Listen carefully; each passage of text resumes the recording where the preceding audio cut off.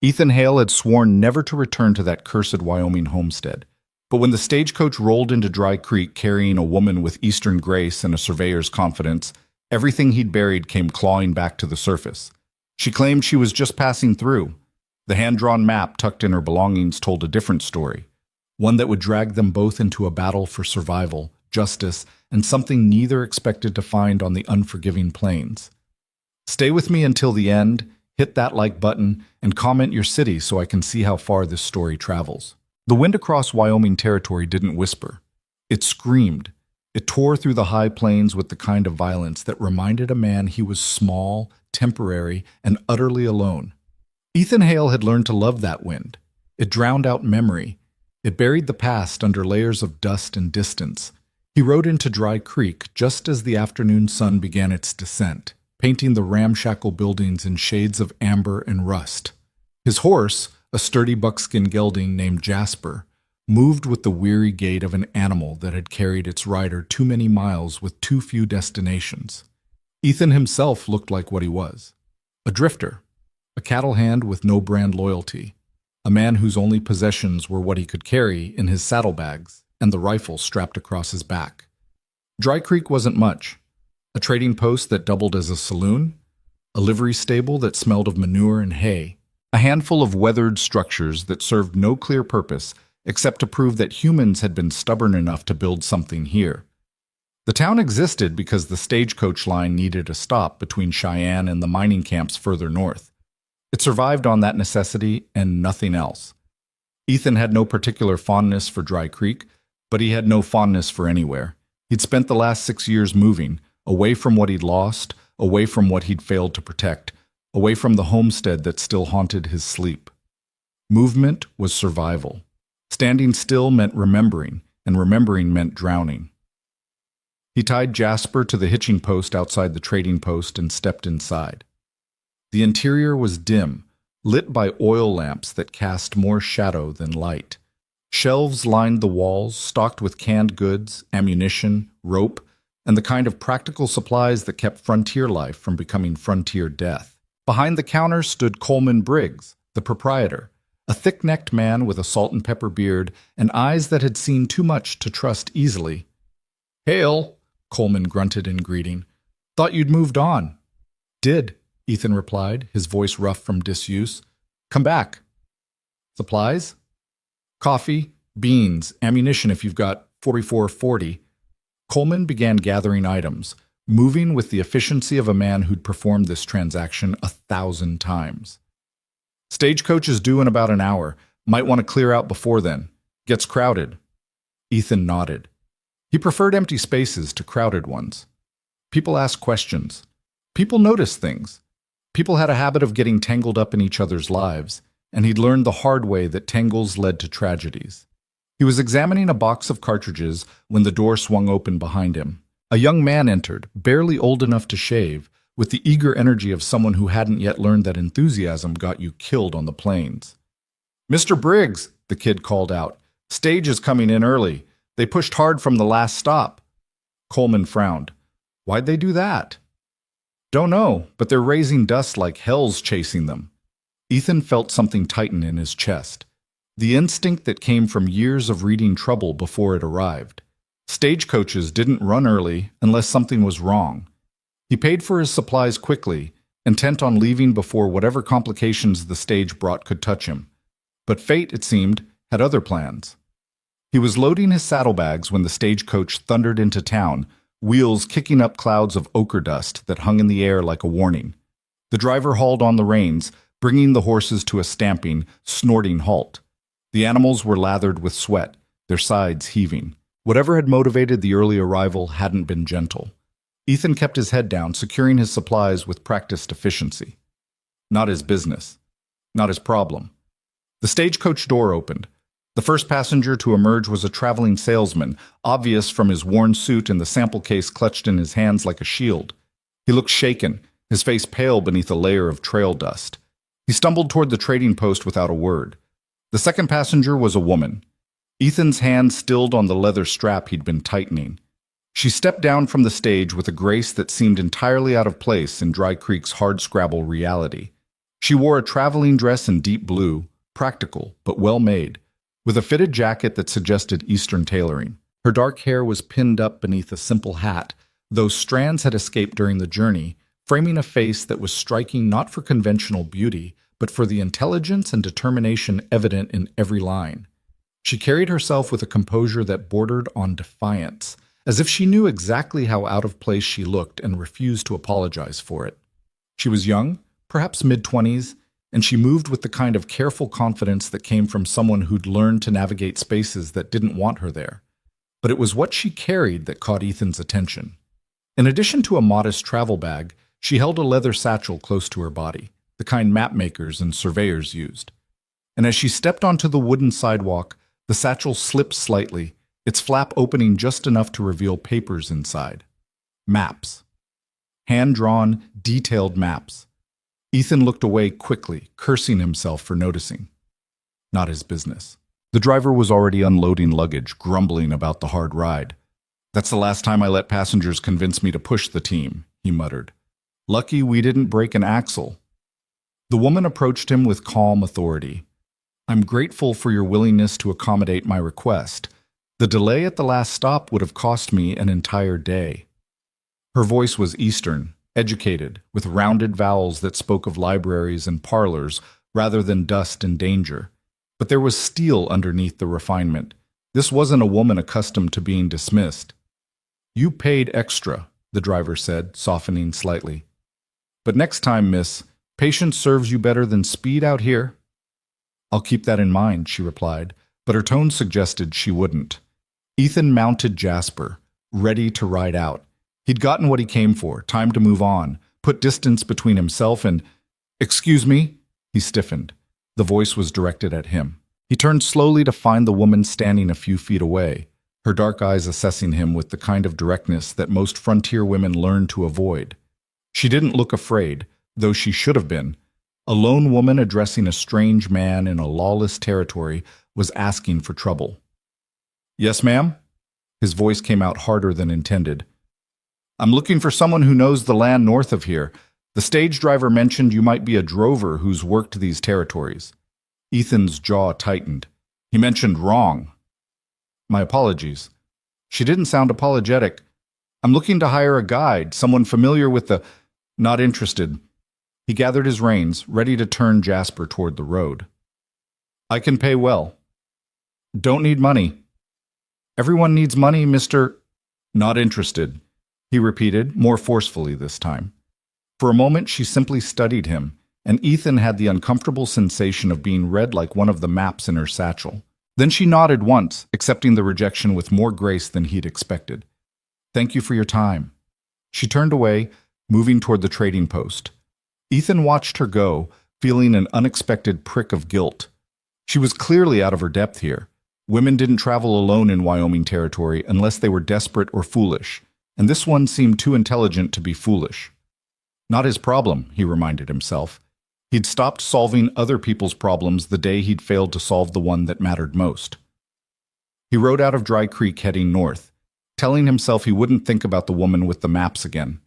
He made it 3 miles before his conscience, the part he'd thought he'd successfully buried, began to gnaw at him.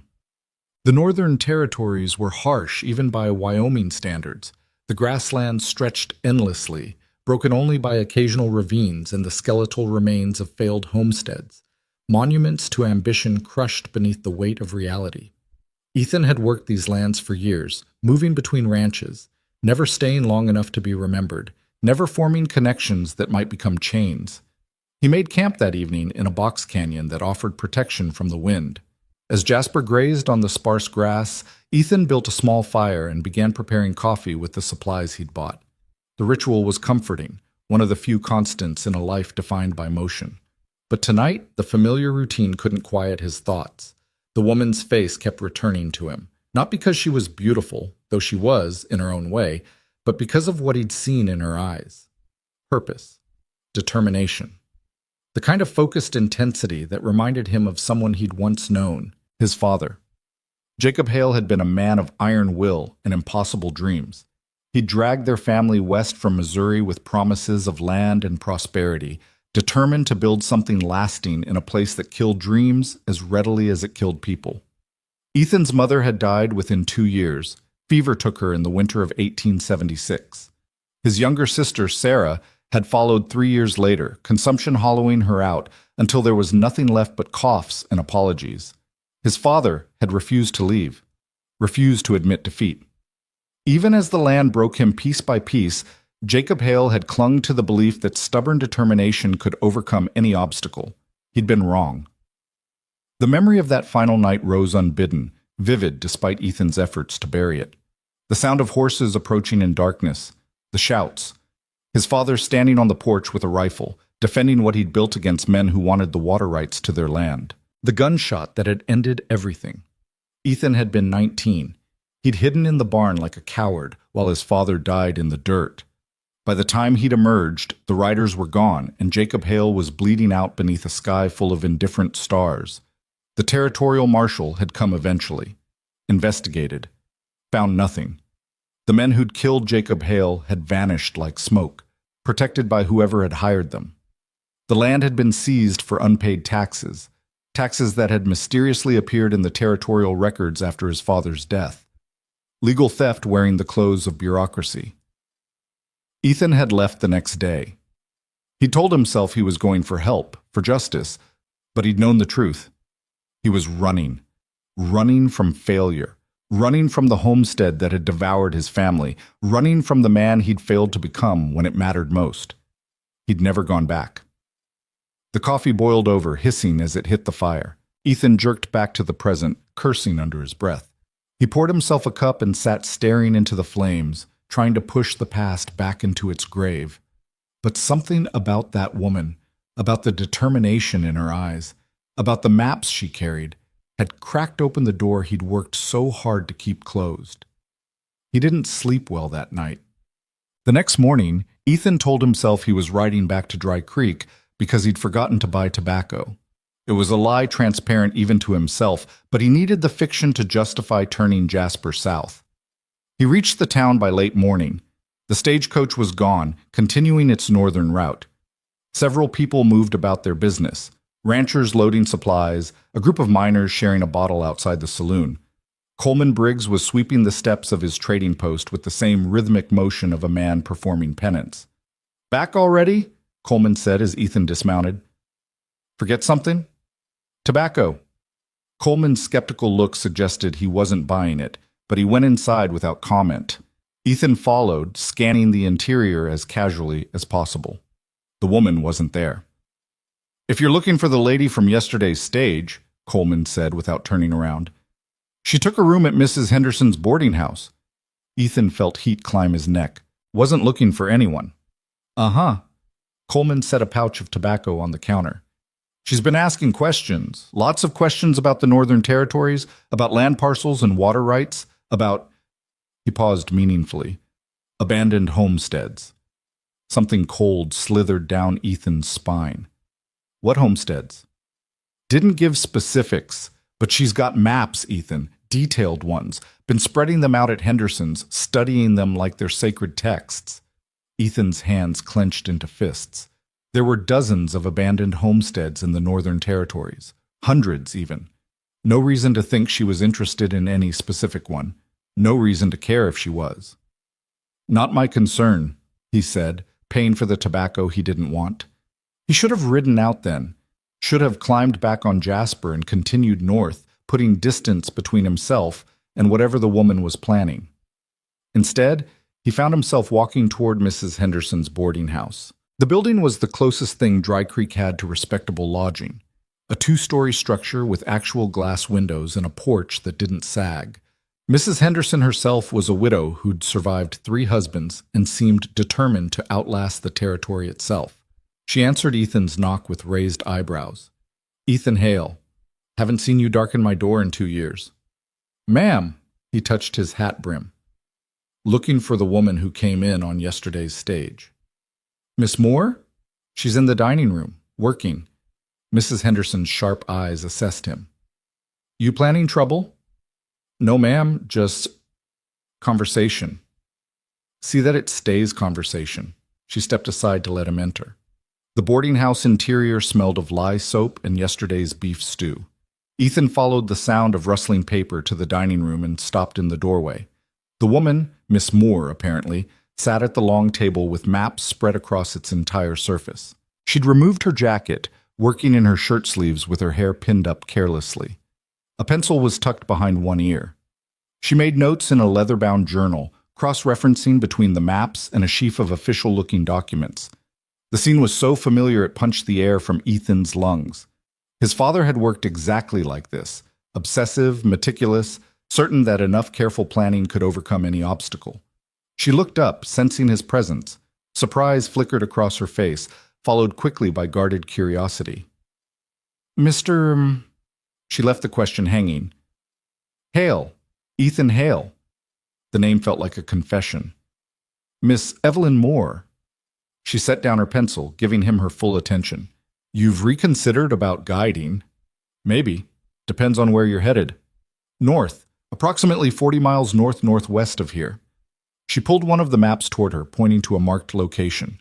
There's a... Ethan crossed the room in 3 strides, his eyes locking onto the map. His blood turned to ice. The location she'd marked was unmistakable. The creek that ran southeast. The 2 distinctive rock formations. The exact positioning relative to the distant mountains. He'd know that land in his sleep, in his nightmares, in the fever dreams that still came on bad nights. It was his family's homestead. Where did you get this map? His voice came out harsh, accusatory. Evelyn's eyes narrowed. I drew it, from territorial surveys and that land. He jabbed a finger at the marked location. How do you know about that land? Because I own it, Mr. Hale. Her voice remained calm but firm. I purchased it legally through the Territorial Land Office 6 months ago. The room tilted. Ethan gripped the edge of the table to steady himself. You own it. Yes. Is there a problem? A problem. The word was so inadequate it would have been funny if Ethan could remember how to laugh. That land had killed his family. That land was where his father's blood had soaked into the dirt. That land was every failure, every nightmare, every reason he'd spent 6 years running. And this woman owned it now. How? He managed. How did you buy it? Through proper channels. The property was seized for tax delinquency and it was stolen. The words ripped out of him. Taxes that appeared from nowhere after my father was murdered to defend that land. Evelyn went very still. Your father, Jacob Hale, killed in 1879 by men who wanted our water rights. The territorial government looked the other way, and someone stole the land legally. Ethan's voice shook with barely contained fury. And now you show up with your maps and your Eastern manners, claiming you own what my family died for? For a long moment, silence stretched between them. Then Evelyn spoke, her voice quiet but steady. I didn't know. The land office records listed it as abandoned, claimed by the territory after unpaid debts. There was no mention of... She stopped, studying his face. I'm sorry for what happened to your family, Mr. Hale, truly. But I purchased that land legally, and I intend to use it. For what? Bitterness colored every word.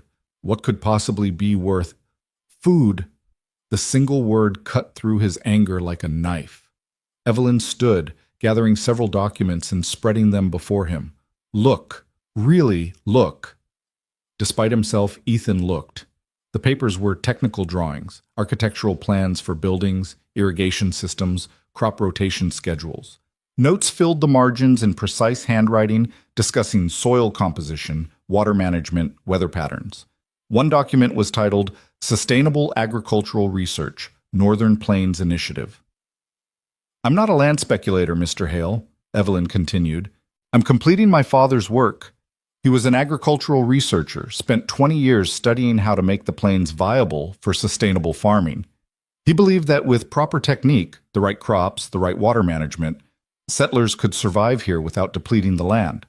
Her voice softened. He died 2 years ago, before he could test his theories. I'm finishing what he started. Ethan stared at the documents, emotions warring in his chest. Anger at seeing his father's land in a stranger's hands. Grief at the reminder of everything he'd lost. and something else, something he didn't want to name, as he recognized the same obsessive determination that had driven his father. "Why that land specifically?" he asked. "The geology, the water table, the position relative to weather patterns."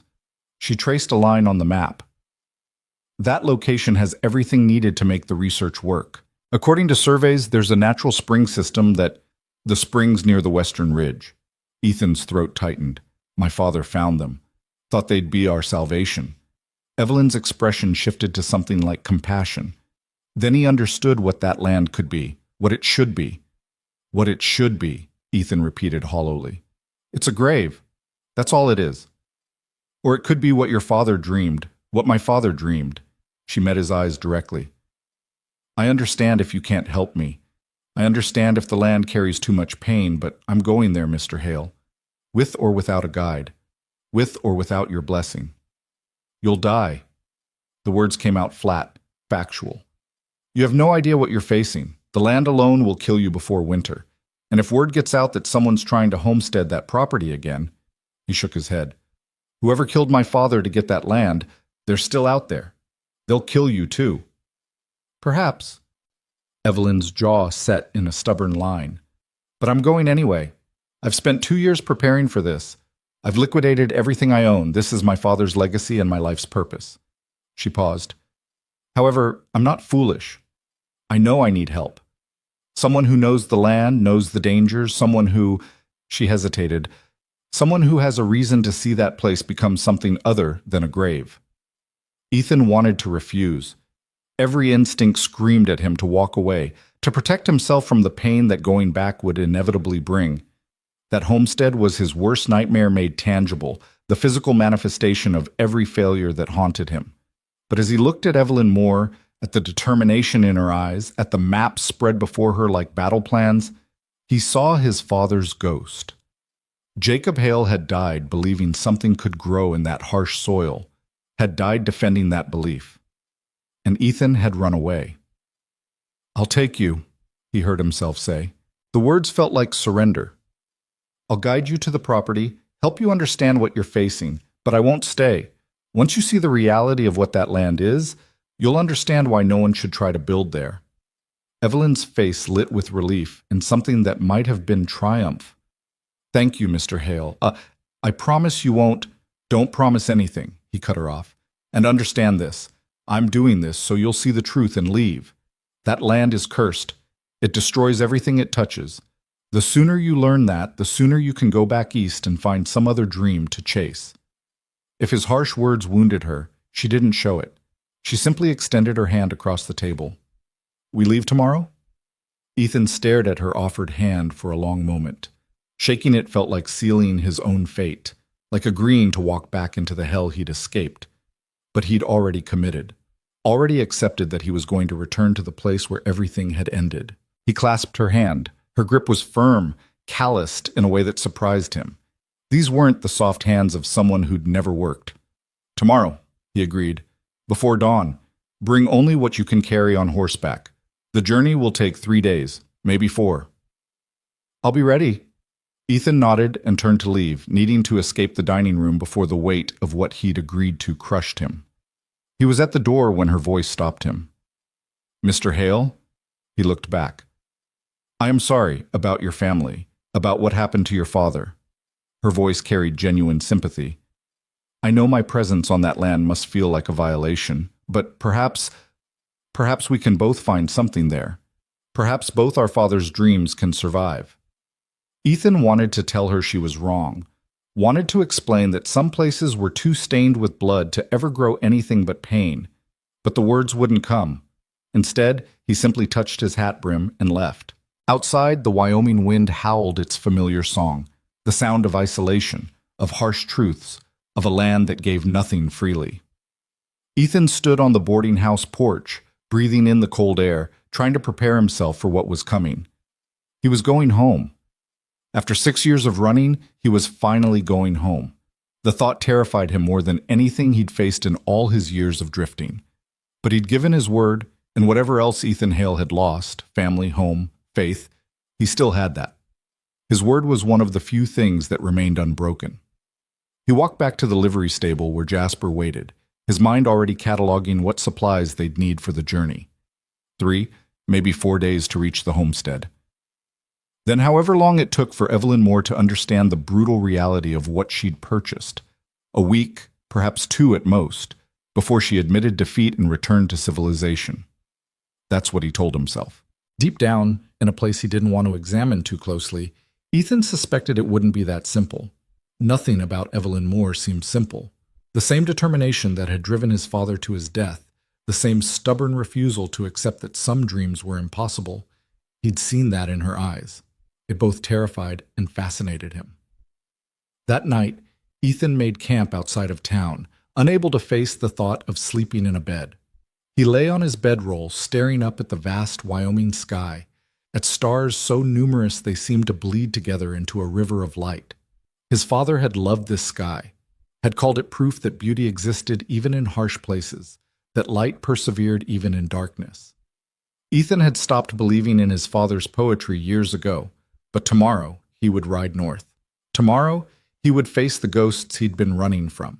Tomorrow, for the first time in 6 years, he would stand on the land where his father had died, believing in the impossible. And beside him would be a woman who believed in impossible things too. Whether that made her brave or foolish, Ethan couldn't say. Perhaps there was no difference. Perhaps every dream big enough to change things required a measure of foolishness, a willingness to risk everything on uncertain ground. His father had been willing. It had killed him. Now Evelyn Moore stood ready to make the same gamble, to stake her life on the same cursed earth. And Ethan? He'd already decided his role. He would be the voice of reason, the bitter reality check, the one who would show her the truth and then watch her leave. That's what he told himself as sleep finally claimed him beneath the indifferent stars. He would guide her there and watch her leave. He would remain unmoved, unchanged. He would survive this journey the same way he'd survived the last 6 years, by refusing to let anything matter enough to hurt him. These promises felt hollow even as he made them, but Ethan clung to them anyway. They were all he had. The woman with her maps and her father's dreams, she was just passing through. And so was he, always passing through, never staying long enough to be wounded again. The wind howled agreement, and Ethan let himself believe it, let himself pretend that going back wouldn't change everything. Tomorrow, the journey would begin. Tomorrow, he would face his past, and beside him would ride a woman who saw a possibility where he saw only graves, who looked at his family's failure and saw the foundations of her own impossible dream. He told himself it didn't matter. He told himself he wouldn't care. He told himself he could walk away again when the time came. The wind howled on, and Ethan closed his eyes against the stars, trying not to wonder if all those promises, to himself, to his father's ghost, to the cold comfort of solitude, were already starting to crack. Dawn broke cold and colorless over Dry Creek, the kind of morning that promised nothing and delivered less. Ethan was already awake, had been for hours, unable to find rest in the few hours he'd attempted sleep. He'd spent the darkness checking and rechecking his gear with the obsessive focus of a man preparing for battle. Because that's what this was, wasn't it? A battle against memory, against the gravitational pull of a past he'd sworn to leave buried. Evelyn Moore appeared at the livery stable just as the first pale light touched the eastern horizon. She wore practical traveling clothes, split riding skirt, sturdy boots, a canvas jacket that had seen use. Her hair was braided and pinned close to her head beneath a wide-brimmed hat. She carried 2 bags, both considerably lighter than what she'd arrived with. "You came," she said, and Ethan heard the note of surprise in her voice. "Said I would." He gestured to the mare Coleman Briggs had agreed to rent her. "That's Sadie. She's steady, won't spook easy. You know how to ride." "Well enough." Evelyn approached the horse with confidence, running her hand along Sadie's neck in greeting. The mare accepted the attention calmly. "I'm not as experienced as someone who's spent years in the saddle, but I won't slow us down."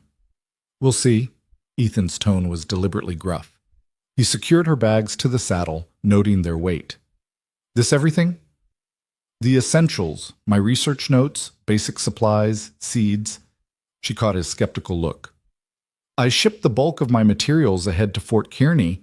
They're being held there until I can arrange transport to the property." Of course she'd planned that far ahead. Ethan felt a grudging respect he didn't want to feel.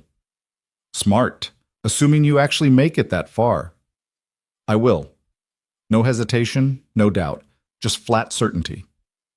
They rode out as Dry Creek began to stir, leaving behind the last outpost of what passed for civilization in these territories. The land opened before them like a wound, vast, raw, beautiful in its brutality. The early morning light painted the grasslands in shades of gold and shadow, and the wind that never stopped carried the scent of sage and dust. For the first hour, they rode in silence. Ethan set a steady pace, not too fast, allowing the horses to warm into the work ahead. He kept his attention divided between the trail and his reluctant companion, watching for signs that she was struggling with the ride. But Evelyn sat her saddle with decent form, moving with Sadie's gait rather than fighting it. She'd understated her experience, he realized. This wasn't her first long ride. "You're quiet," she said finally, breaking the silence. "Is that temperament or strategy?" "Both." Ethan didn't look at her. "Out here, talking wastes water and attracts attention. Neither's advisable." "Attention from what?" "Raiders, claim jumpers, natives who've got every right to resent us crossing their land, predators, the four-legged kind, and otherwise." He gestured to the endless expanse around them. "The territory looks empty, but it's not. Things are always watching." Evelyn absorbed this without visible fear. "You've dealt with all of those?" "Most, survived by keeping my head down and moving on before trouble could find me." He finally glanced her way. "You should have hired someone else, someone who knows how to fight instead of run." "I don't think that's true." Her voice was thoughtful. "I think you know exactly how to fight. You just choose not to." The observation struck too close to something Ethan didn't want examined. "You don't know anything about me. I know your father died defending that land. I know you were there. I know you left and never went back." She urged Sadie closer, studying his profile. "That's not cowardice, Mr. Hale. That's survival instinct. There's a difference." "Is there?" The bitterness in his voice surprised even him. "Tell that to my father's ghost. Your father made his choice. You made yours. Both took courage." Ethan wanted to argue, to explain that there was nothing courageous about hiding in a barn while your father bled out in the dirt. But the words wouldn't come, strangled by the shame that never quite left him. Instead, he urged Jasper forward, increasing their pace enough that conversation became difficult. They rode hard until midday, stopping only when Ethan found a creek where the horses could drink and graze. The water ran clear over smooth stones, cold enough to make his teeth ache when he cupped his hands for a drink. Evelyn knelt beside him, refilling her canteen with efficient movements. "Tell me about the land," she said. "The homestead.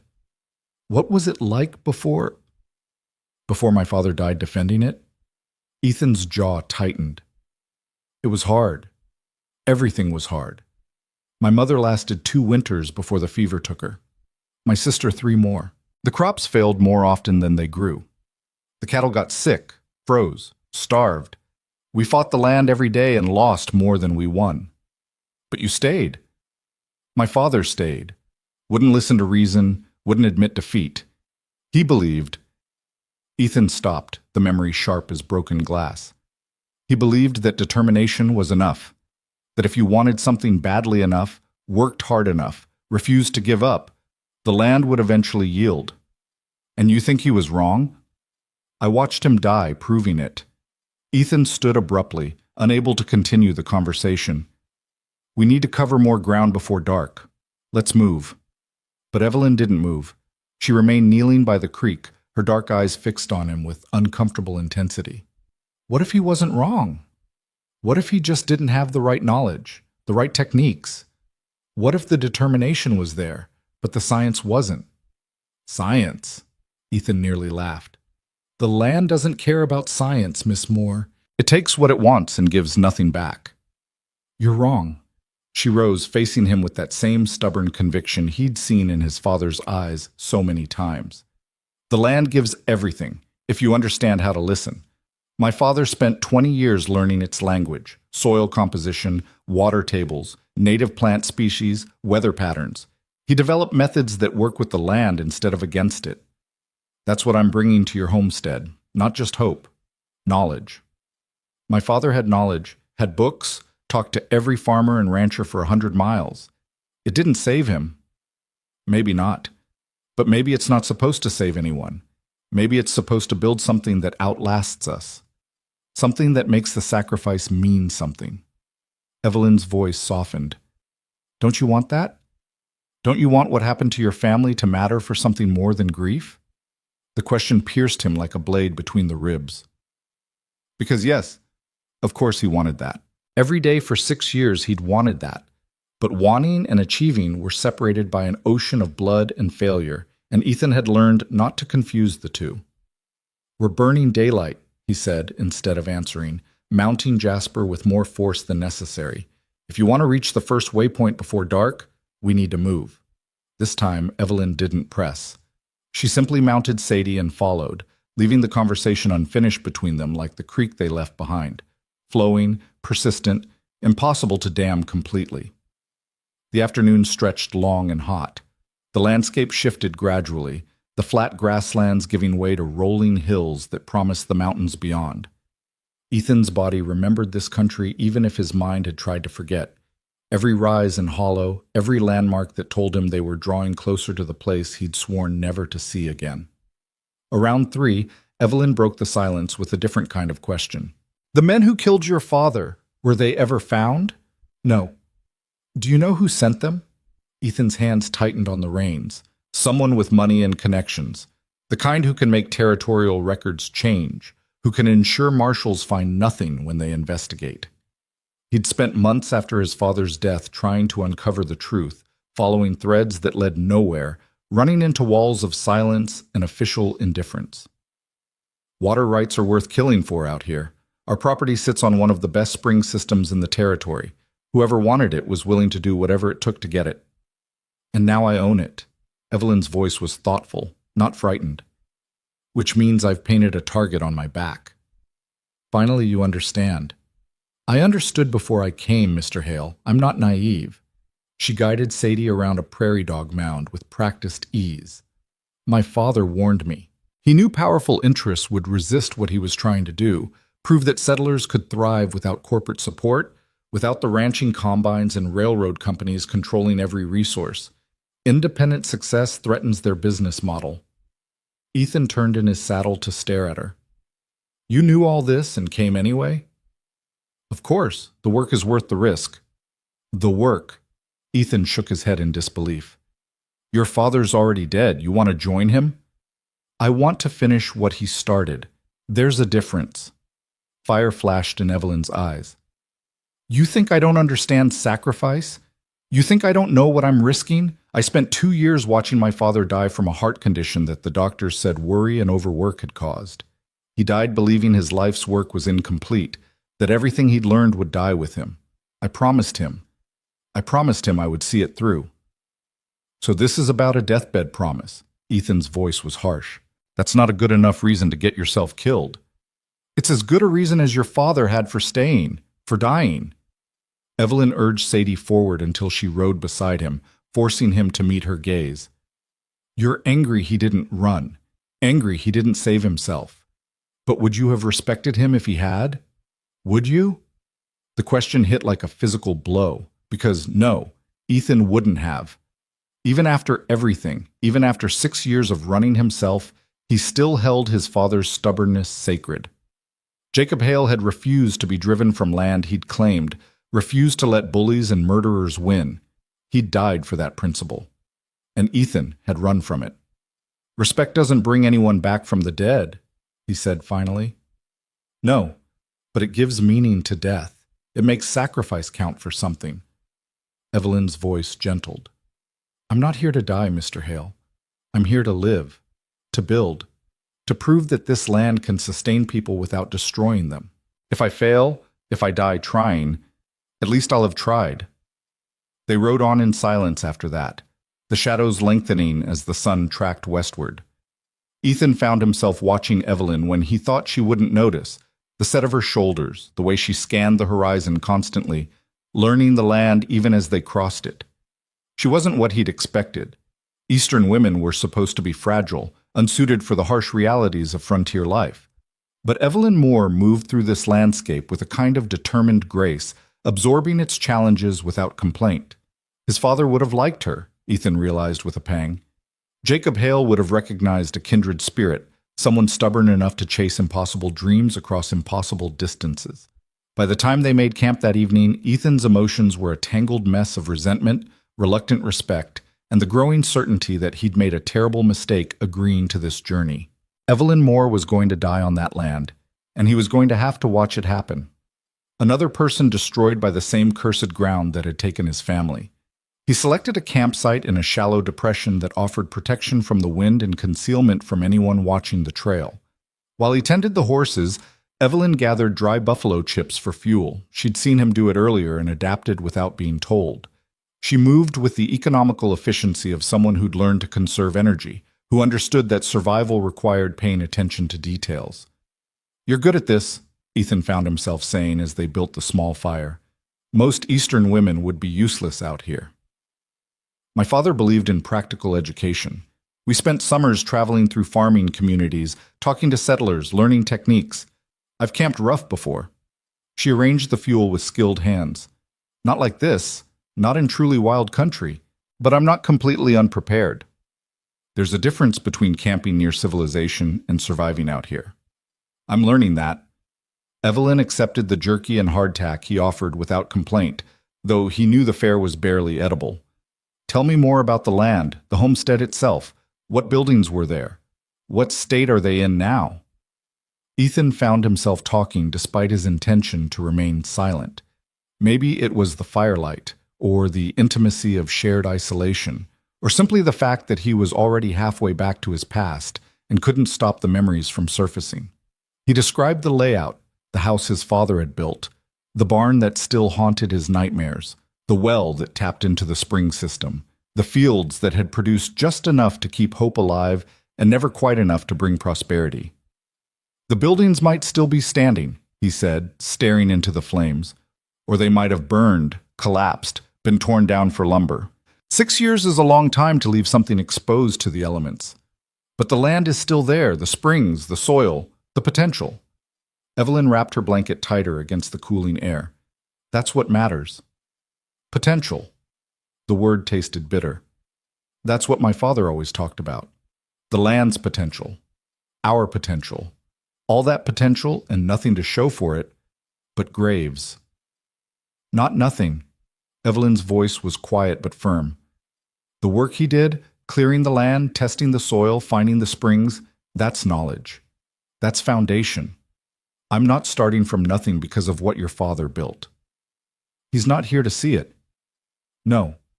But maybe that's why I need to succeed, for him, for my father, for everyone who's tried and failed." She met his eyes across the fire. "For you, Mr. Hale. Maybe most of all for you. Don't." The word came out sharper than intended. "Don't make me part of your mission. I'm here to guide you, nothing more. When you see what you're really facing, when the reality crushes your dreams like it crushed his, I'll watch you leave and feel nothing. Will you?" The question was gentle, knowing. "I don't think so. I think you'll care deeply, no matter how hard you try not to. That's why you're here. That's why you agreed to guide me, even though every instinct told you to refuse. Because some part of you wants to believe it's possible. Some part of you wants to see your father's dream succeed." Ethan wanted to deny it, to throw her words back with the contempt they deserved. But exhaustion and honesty stripped away his defenses, leaving him exposed and raw. "What I want doesn't matter. What anyone wants doesn't matter. The land takes what it wants, and we die trying to stop it. Or we learn to work with it instead of against it." Evelyn laid down, pulling her blanket up to her chin, her face barely visible in the firelight. "Tomorrow, when you're ready, I'd like you to tell me everything you remember about the growing seasons there, the weather patterns, when the spring floods came, when the drought hit, everything your father learned. Why? Because knowledge shouldn't die with the people who hold it. Your father paid in blood for what he learned about that land. The least I can do is honor that by learning from it." Ethan didn't respond. He lay awake long after Evelyn's breathing deepened into sleep, staring up at the stars that had witnessed his father's death and now watched him return to that place of ending. The night sounds of the plains, wind through grass, the distant cry of a coyote, the soft movements of the horses, formed a symphony he'd once known by heart. Coming back felt like betraying his carefully constructed exile. For 6 years he'd survived by feeling nothing, by keeping everyone at arm's length, by refusing to let the past have any claim on his present. But now, guided by a woman who saw hope where he saw only horror, he was walking straight back into the fire that had consumed everything he'd loved. And the worst part, the thing that terrified him most, was that Evelyn Moore was making him want to believe again, making him remember that his father had died defending something precious, making him wonder if running had been less about survival and more about surrender. The next 2 days passed in a rhythm of riding and rest, conversation and silence. Ethan found himself talking more than he had in years, answering Evelyn's endless questions about the land, soil types, water sources, native plants, animal patterns. She absorbed everything with fierce concentration, making notes in her journal during rest stops, cross-referencing his observations with her father's research. "The spring floods," she said on the second afternoon as they picked their way through a rocky section of trail. "You said they came in April." Late April, early May, snow melt from the mountains. The creek would swell, sometimes flood the lower fields. "Did your father try to control it? Channel it?" "Tried. Built some earthworks, but they washed out more often than they held." Ethan remembered his father's frustration, the hours spent moving stones and dirt only to watch spring runoff erase the work in a single night. What if instead of controlling it, we used it? Evelyn's eyes lit with the kind of excitement that came from connections forming. "My father developed a system, controlled flooding, essentially. Let the water spread across the fields during peak flow, allows it to saturate the soil deeply.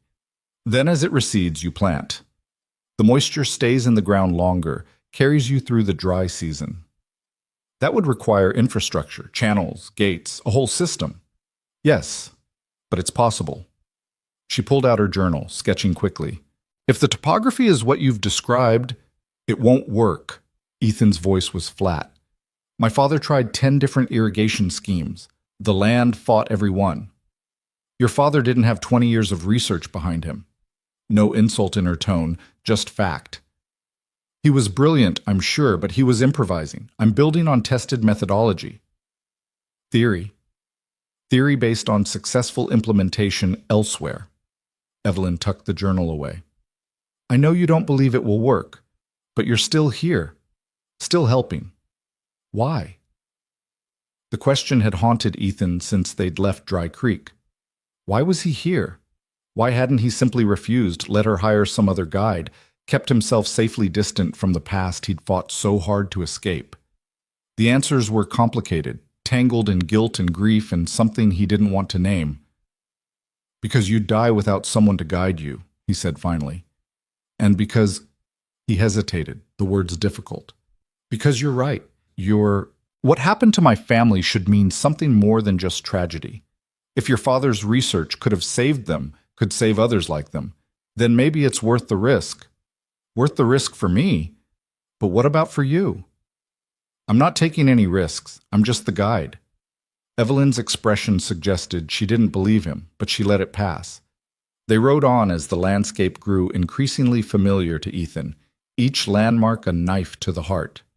That was the ridge where he'd hunted elk with his father. That was the stand of cottonwoods where his sister had loved to play. Every mile brought more memories, more pain, more proof that he'd been a fool to come back. On the third evening, they camped within 10 miles of the homestead. Ethan could smell it in the air, the particular combination of sage and mineral water that characterized the spring system. They were close. By tomorrow afternoon, they'd arrive at the place where everything had ended. Ethan couldn't eat that night. His stomach was knotted with dread, and something else. Something that felt uncomfortably like anticipation. 6 years of running, of refusing to look back, and now he was hours away from confronting everything he'd fled. "Are you afraid?" Evelyn asked quietly as they sat by the fire. The question should have offended him. Instead, Ethan found himself answering honestly. Terrified. Of what? Of seeing it again, of remembering. He paused, searching for words. of finding out that I can never leave it behind, that no matter how far I run, it's always there, waiting. Maybe that's true. Evelyn's voice was gentle. Maybe some things can't be outrun. Maybe they have to be faced. And if facing them destroys me, then you'll be destroyed here, on ground that matters, instead of dying slowly on the road. She shifted closer, her face serious in the firelight. I don't claim to understand what you've lost, Mr. Hale, but I understand running. I've done my share, from my father's death, from the expectations of what an Eastern woman should be, from the safe life I could have chosen. This, coming here, trying to build something impossible, it's terrifying, but it's also the only thing that makes me feel alive. Your father's work. My work now. Our work, maybe, if you'll let it be. She held his gaze. I know you plan to leave once I'm settled. You've made that clear, but I hope you'll consider staying, at least long enough to see if it's possible, if your father's dream and mine can become real. Ethan wanted to refuse, to reaffirm his intention to guide her there and leave immediately. But the words wouldn't come, because despite everything, despite his fear, despite 6 years of self-imposed exile, despite knowing that attachment led only to loss, he wanted to see it. Wanted to know if the land that had destroyed his family could be transformed into something life-giving. If the springs his father had died protecting could sustain the kind of farm Evelyn envisioned. I'll stay until you're settled, he heard himself say. Help you assess what's salvageable. After that, he trailed off, unable to finish the sentence. After that, we'll see. Evelyn smiled, and Ethan realized it was the first genuine smile he'd seen from her. Not the polite expression she wore when negotiating or the determined set of her jaw when facing challenges, but something real and warm. Thank you, Mr. Hale, for bringing me here, for trusting me with your family's land. It's not my land anymore. It's yours. Maybe. Or maybe it belongs to whoever's brave enough to try. To whoever can make something grow in ground that's tasted too much blood. She stood, preparing to sleep. Tomorrow, we arrive. Tomorrow, we start building. I know you don't believe it's possible, but I'm going to prove you wrong. After she'd settled into sleep, Ethan remained by the fire, unable to find rest. Tomorrow, they would reach the homestead. Tomorrow, he would stand on the porch where his father had died. Tomorrow, everything he'd spent 6 years trying to forget would become impossible to ignore. And beside him would be a woman who looked at failure and saw a foundation, who examined his family's graves and saw fertile ground, who carried hope and science and her own dead father's dreams into territory that had crushed stronger people. Ethan didn't know if Evelyn Moore was brave or foolish or some combination of both, but as he watched the fire burn down to coals, he found himself hoping, against all reason, against all experience, that maybe, just maybe, she was right. That maybe knowledge could succeed where determination alone had failed. That maybe the land could be something other than a graveyard. The hope felt dangerous. Hope had destroyed his father, had kept him fighting long past the point where retreat would have saved his life. Hope was the cruelest lie the frontier told. That effort mattered, that dreams could survive contact with reality, that love and will could overcome the brutal mathematics of survival. But as Ethan finally lay down, exhausted by emotion and memory, he couldn't quite extinguish the spark Evelyn Moore had kindled. Tomorrow, they would arrive. Tomorrow, the real test would begin. Tomorrow, he would discover whether 6 years of running had been wisdom or cowardice. The stars wheeled overhead, indifferent to human struggles, and the Wyoming wind whispered through the grass, the same wind that had witnessed his father's death, the same wind that had heard Jacob Hale's dying gasps, the same wind that would watch whatever came next unfold with the cold neutrality of nature. Ethan closed his eyes and tried to sleep, knowing that tomorrow would change everything, that returning to the homestead meant confronting the man he'd been and the man he'd become, that Evelyn Moore had done what 6 years of drifting hadn't, forced him to stop running and turn to face what he'd left behind. Whether that would save him or destroy him, he couldn't say. But the journey was no longer optional. The past had caught him at last, and tomorrow he would have to answer for it. The morning they arrived at the homestead, the sky was the color of old bruises, purple and gray with streaks of sickly yellow where the sun tried to break through. Storm weather, Ethan recognized immediately, the kind that could turn violent without warning. It seemed fitting, somehow, that the land would greet their return with the promise of fury. They crested the final ridge just after noon, and there it was, the valley that had consumed his family, spread out below them like an accusation made manifest. Ethan's hands tightened on the reins so hard his knuckles went white. Jasper sensed his tension and shifted nervously beneath him.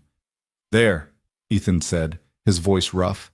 He pointed to the collection of weathered structures barely visible in the distance. "That's it," Evelyn urged Sadie forward, shading her eyes against the fitful light. For a long moment she simply studied the land, the gentle slope down to the valley floor, the creek that cut through like a silver scar, the dark line of cottonwoods that marked the spring system, the buildings that had somehow survived 6 years of abandonment. When she finally spoke, her voice carried a note of wonder that made Ethan's chest tighten. "It's perfect," she breathed. "The topography, the water access, the wind protection from those ridges. My father's notes described ideal conditions, but this exceeds them. This could actually work."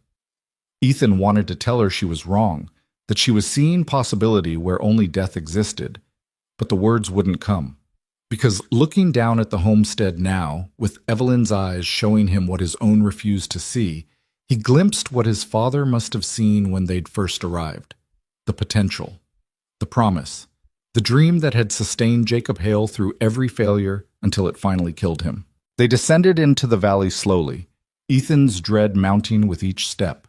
The buildings grew more distinct, the house still standing miraculously, though weathered and sagging. The barn with its doors hanging open like a scream. The well housing, partially collapsed. The remains of fencing, mostly rotted or scattered by wind and time.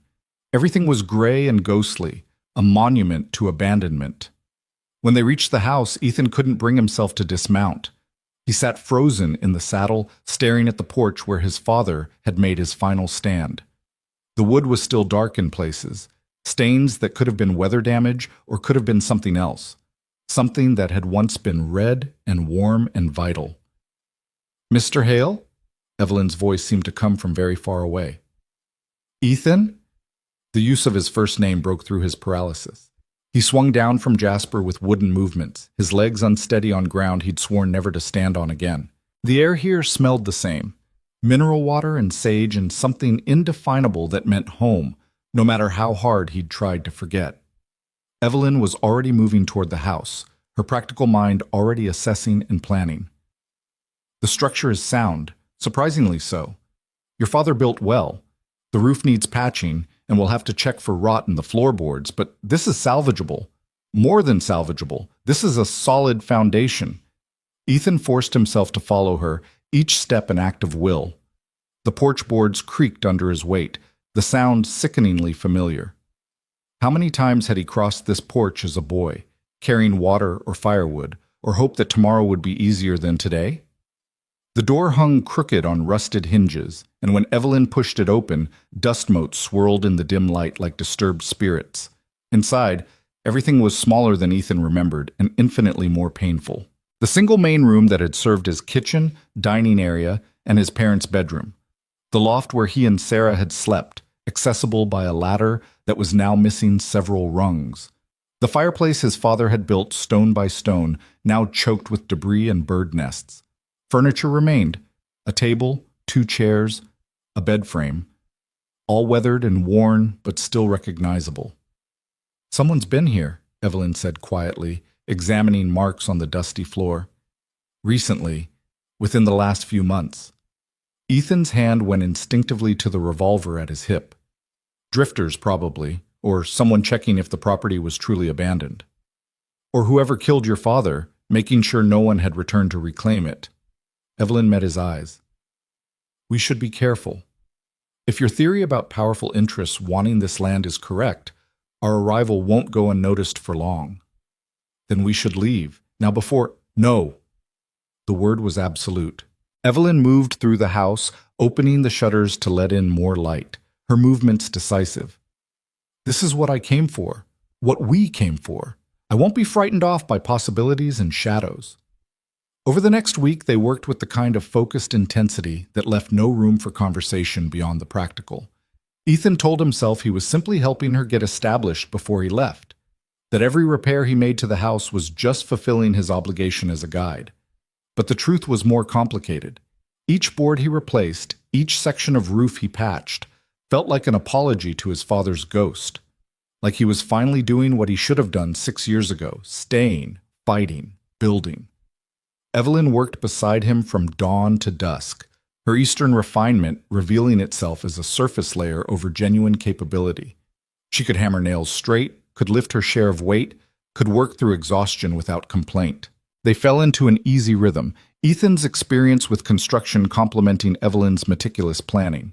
She'd spread her father's research across the repaired table each evening, cross-referencing the land's features with her notes, making plans for irrigation channels and crop rotations, and structures that didn't exist yet except in her determined imagination. "The spring system is even better than the surveys suggested," she said one evening, her face smudged with dirt and alight with excitement. 3 separate sources feeding into the creek, all with different mineral compositions. If we channel them correctly, we could irrigate 15 acres easily, maybe 20. The soil testing I've done shows good structure, just needs organic matter worked in. This could support not just wheat, but vegetables, even experimental crops. "Evelyn," Ethan interrupted her, using her first name without thinking. They dropped formalities somewhere between repairing the barn door and clearing the well. "Slow down. You're talking about years of work." "Yes. And?" She looked at him with that mix of determination and hope that had become familiar. "That's what building something lasting requires: time, effort, belief that it's possible." "Belief doesn't stop bullets." The words came out harsher than intended.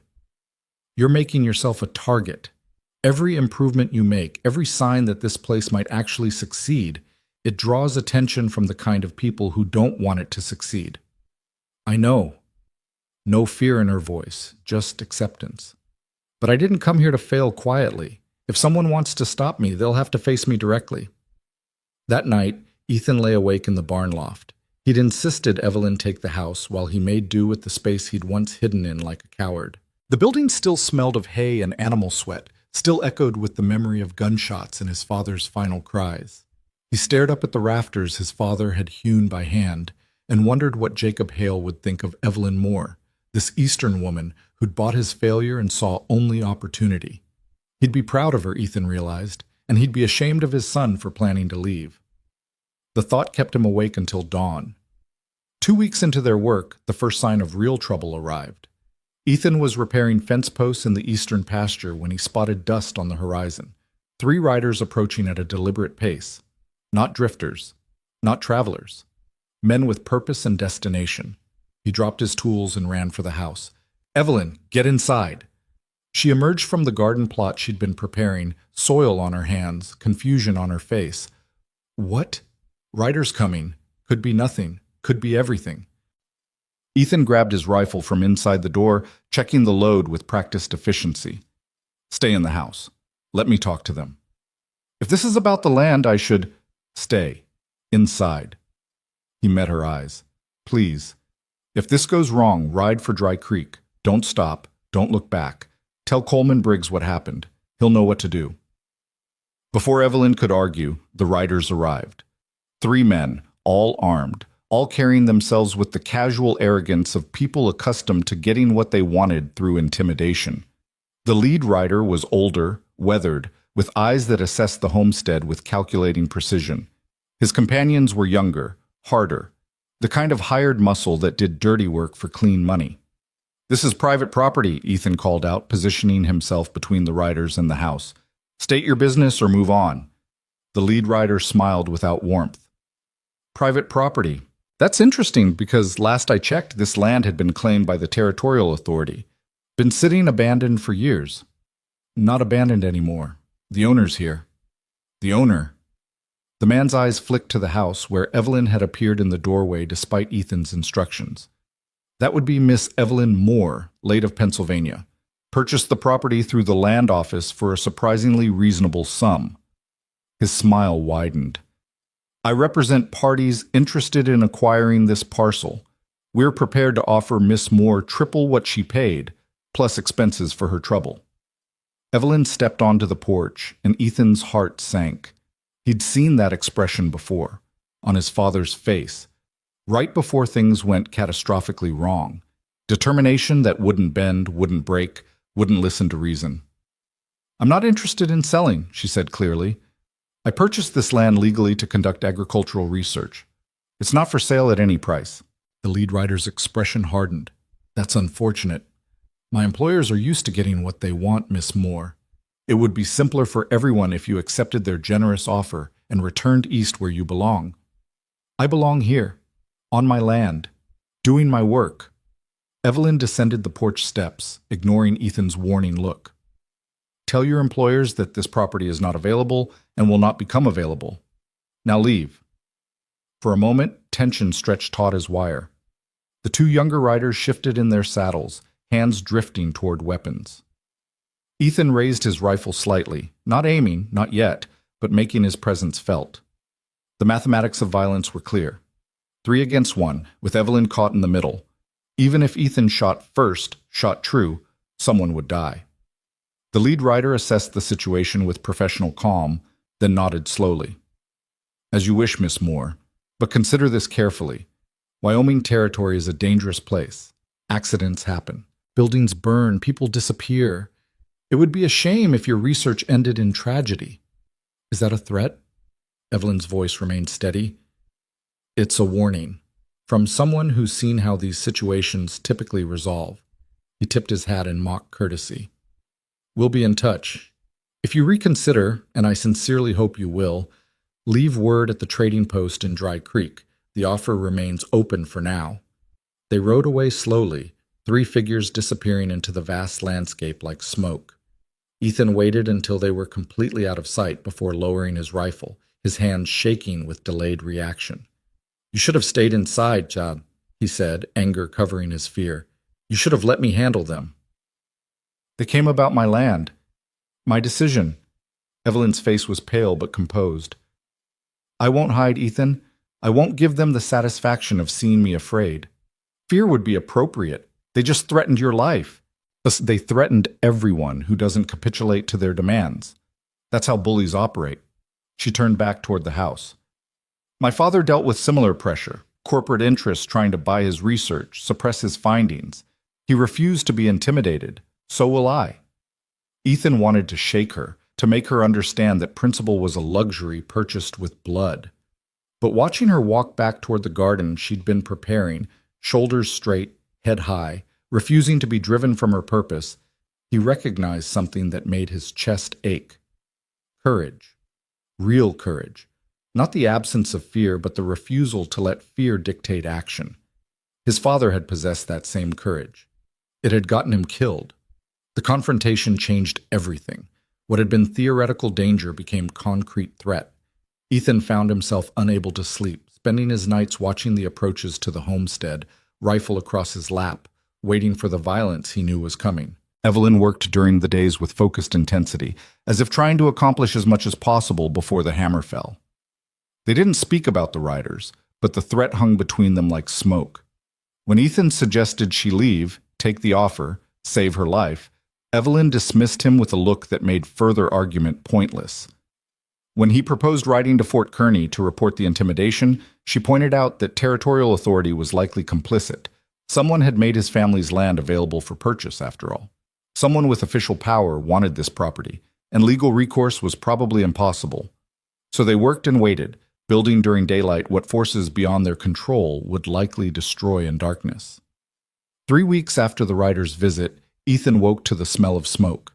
He was out of the barn before conscious thought, rifle in one hand, boots unlaced, his worst nightmare made manifest. Orange light flickered in the darkness. The barn was burning. Not the barn he slept in, but the one they'd repaired together, the one where Evelyn had stored her shipped supplies, her father's research materials, months of carefully gathered seed stock. "Evelyn!" He screamed her name, running toward the house. She appeared in the doorway, wearing only her nightdress, her face frozen in horror as she saw the flames. "The research!" she gasped. "Everything! My father's work!" She started toward the burning structure, and Ethan tackled her, dragging her back as the roof collapsed inward with a roar of flame and fury. Heat washed over them, intense enough to singe exposed skin even from 30 feet away. The horses, they'd moved the horses to the eastern pasture earlier that week, thank every force in the universe. But everything else was gone. They watched the barn burn, Evelyn shaking in Ethan's arms, both of them powerless against the destruction. The fire lit the valley like false dawn, bright and terrible. When the structure finally collapsed completely, sending sparks spiraling into the dark sky, Ethan heard Evelyn make a sound he'd never heard from her, a broken sob that came from somewhere deep and wounded. "They won," she whispered. "They burned it all. Years of work, my father's legacy, everything I brought, it's gone." Ethan tightened his arms around her, his own chest hollow with rage and grief. He knew exactly who'd done this. The same forces that had killed his father now targeted Evelyn, using fire instead of bullets, but with the same ruthless intent. Drive away the dreamers, destroy the hope, make the land too costly to claim. "No," he said, surprised by the steel in his own voice.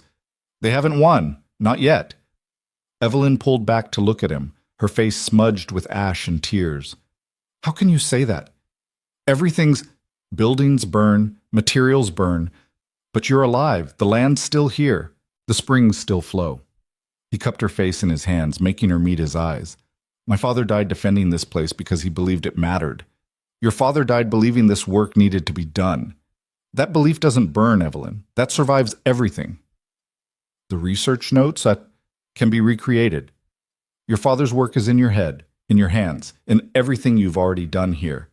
He felt something shift inside him. 6 years of running, finally stopping, finally finding ground solid enough to stand on. They thought fire would break you. They were wrong. Were they?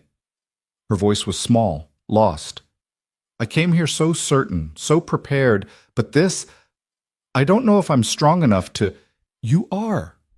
Ethan kissed her forehead, the gesture surprising them both. "You're the strongest person I've ever met. You looked at my family's failure and saw possibility. You stood up to armed men threatening your life. You worked until your hands bled building something you believed in. Fire doesn't change that. It just proves how much they fear what you're trying to do." Dawn was breaking, gray and cold. In its light, the destroyed barn looked even worse, a skeleton of charred timber and ash. But Evelyn was stirring in his arms, the initial shock giving way to something else. Something that looked like anger, righteous and pure. "They're trying to drive me away," she said slowly. "Make me give up, take their money and leave." "Yes. They think I'm alone, vulnerable." Her jaw set in that familiar stubborn line. "They're wrong about that too, aren't they?" Ethan understood what she was asking, not just about this moment, but about everything. About whether he would stay or run. About whether he would finally stand his ground on the land where his father had fallen. About whether he was brave enough to believe that some things were worth fighting for, worth dying for, worth living for. "They're wrong," he said, and felt the last 6 years of running finally stop. "You're not alone. You never were." The kiss that followed was inevitable, fierce, tasting of smoke and salt and defiance. Ethan poured 6 years of exile into it, 6 years of loneliness and grief, and the desperate need to matter to someone, to something. Evelyn kissed him back with equal intensity, her hands fisting in his shirt, pulling him closer as if she could anchor herself to his sudden, certain presence. When they finally broke apart, both breathing hard, the sun had risen enough to paint the valley in shades of gold that made the burned barn look almost bearable, almost like it could be rebuilt. "I love you," Ethan said, the words rough and unpracticed. "I didn't want to. Tried not to. But I love you, Evelyn Moore. Love your stubborn hope and your impossible dreams, and the way you looked at my failure and saw foundation." He touched her face, tracing the line of her jaw. "I'm staying. Not just until you're settled. I'm staying, fighting, building, whatever it takes." "Whatever it takes," Evelyn repeated, and there was fire in her eyes now. Not the destructive fire that had consumed the barn, but something else. Something that could forge steel. "They want a war?" We'll give them one. They spent that day in the ruins, salvaging what little could be saved. Most of the supplies were destroyed, but some of the seed stock had been stored in metal containers that had survived the heat. The research notes were lost, but Evelyn began recreating them from memory, her mind proving to be the best archive after all. They found evidence of accelerants, lamp oil splashed across the walls before ignition, professional arson meant to destroy completely. "They'll come back," Ethan said as they worked. "This was meant to drive you away. When it doesn't, they'll escalate." "Let them." Evelyn's voice was hard. "I'm done being afraid. Done letting bullies control who gets to dream and who has to surrender." "Then we need help. Can't do this alone." Ethan was already thinking strategically, his mind working through possibilities. "There are other ranchers in the area, small operators who resent the big combines. If we can convince them that your research could help them survive independent of corporate control, they might stand with us." Hope flickered in Evelyn's eyes. "Create a coalition. Present a united front. It's a risk. Some of them might be in the corporation's pockets, but it's our best chance." He paused, considering. "We also need legal protection. If we can prove you own this land legally, make it a matter of public record." "The Territorial Records Office in Cheyenne." Evelyn nodded quickly, her tactical mind engaging. "If we file the deed publicly, get witnesses, make it impossible to claim the sale was irregular. It won't stop them from trying violence, but it makes that violence a matter of record, gives us legal standing if we survive long enough to use it." Ethan met her eyes. "This is going to get worse before it gets better. You understand that?" "I understand." No hesitation. "But I'm not fighting alone anymore. That changes everything." They worked through the afternoon, planning strategy with the same meticulous care Evelyn had brought to her agricultural research. As the sun set, painting the valley in shades of amber and shadow, Ethan realized something had fundamentally shifted. The homestead was no longer just the place where his father had died. It was the place where he would finally make his stand, where he would stop running and start building, where he would prove that loss didn't have to be the end of the story. That night they sat together on the porch. His father had died defending, watching stars emerge in the darkening sky. Evelyn leaned against Ethan's shoulder, exhausted but unbroken. The burned barn was a dark shape against the horizon, testament to their enemy's power and their own vulnerability. "Tell me about your father," Evelyn said softly. "Not about his death, about his life. About who he was when he believed things were possible." So Ethan talked, and for the first time in 6 years the memories didn't drown him. He spoke about Jacob Hale's laugh, about the way his father would stand in the fields at dawn and talk about potential like it was something you could harvest, about his mother's quiet strength and Sarah's bright curiosity, about the family they'd been before the land had taken them one by one. "They'd like you," he said finally. "My father especially. You've got his fire, his refusal to quit. And you've got his courage, even if you don't see it yet." Evelyn laced her fingers through his. "Running wasn't cowardice, Ethan. It was survival, but staying is choice. That's what makes it brave." The wind carried the smell of smoke and sage, of water and possibility. Somewhere in the darkness, forces were gathering against them. Men with money and power who wanted this land for reasons that had nothing to do with dreams and everything to do with control. They would come again, with fire or bullets or legal machinations meant to destroy what Evelyn was building. But for the first time since his father's death, Ethan wasn't afraid of the fight, because this time he wasn't alone. This time he had someone worth fighting for, worth standing beside when the hammer finally fell. They'd burned the barn, tried to break Evelyn's spirit and drive her away. Instead, they'd forged something neither Ethan nor Evelyn had expected, a partnership born in fire, tempered by shared purpose, strong enough to withstand whatever came next. The land stretched around them, vast and harsh and beautiful in its brutality. His father had died believing it could be more than a graveyard. Evelyn had traveled across the country believing the same thing, and now Ethan believed it too. Not because belief came easily, but because sometimes the only way to honor the dead was to fight like hell for the living. Tomorrow, they would ride to the neighboring ranches, would begin building the coalition they needed to survive. would take the first steps toward making this homestead something more than a monument to failure. The battle was just beginning, and the odds were terrible. But for the first time in 6 years, Ethan Hale was done running. He'd found his ground, found his reason, found the woman who'd looked at his broken past and seen the possibility of a future worth building. They sat together as darkness claimed the valley, two people against impossible odds, and neither of them looked away from what was coming. They'd chosen their ground. Now they would defend it, whatever it took.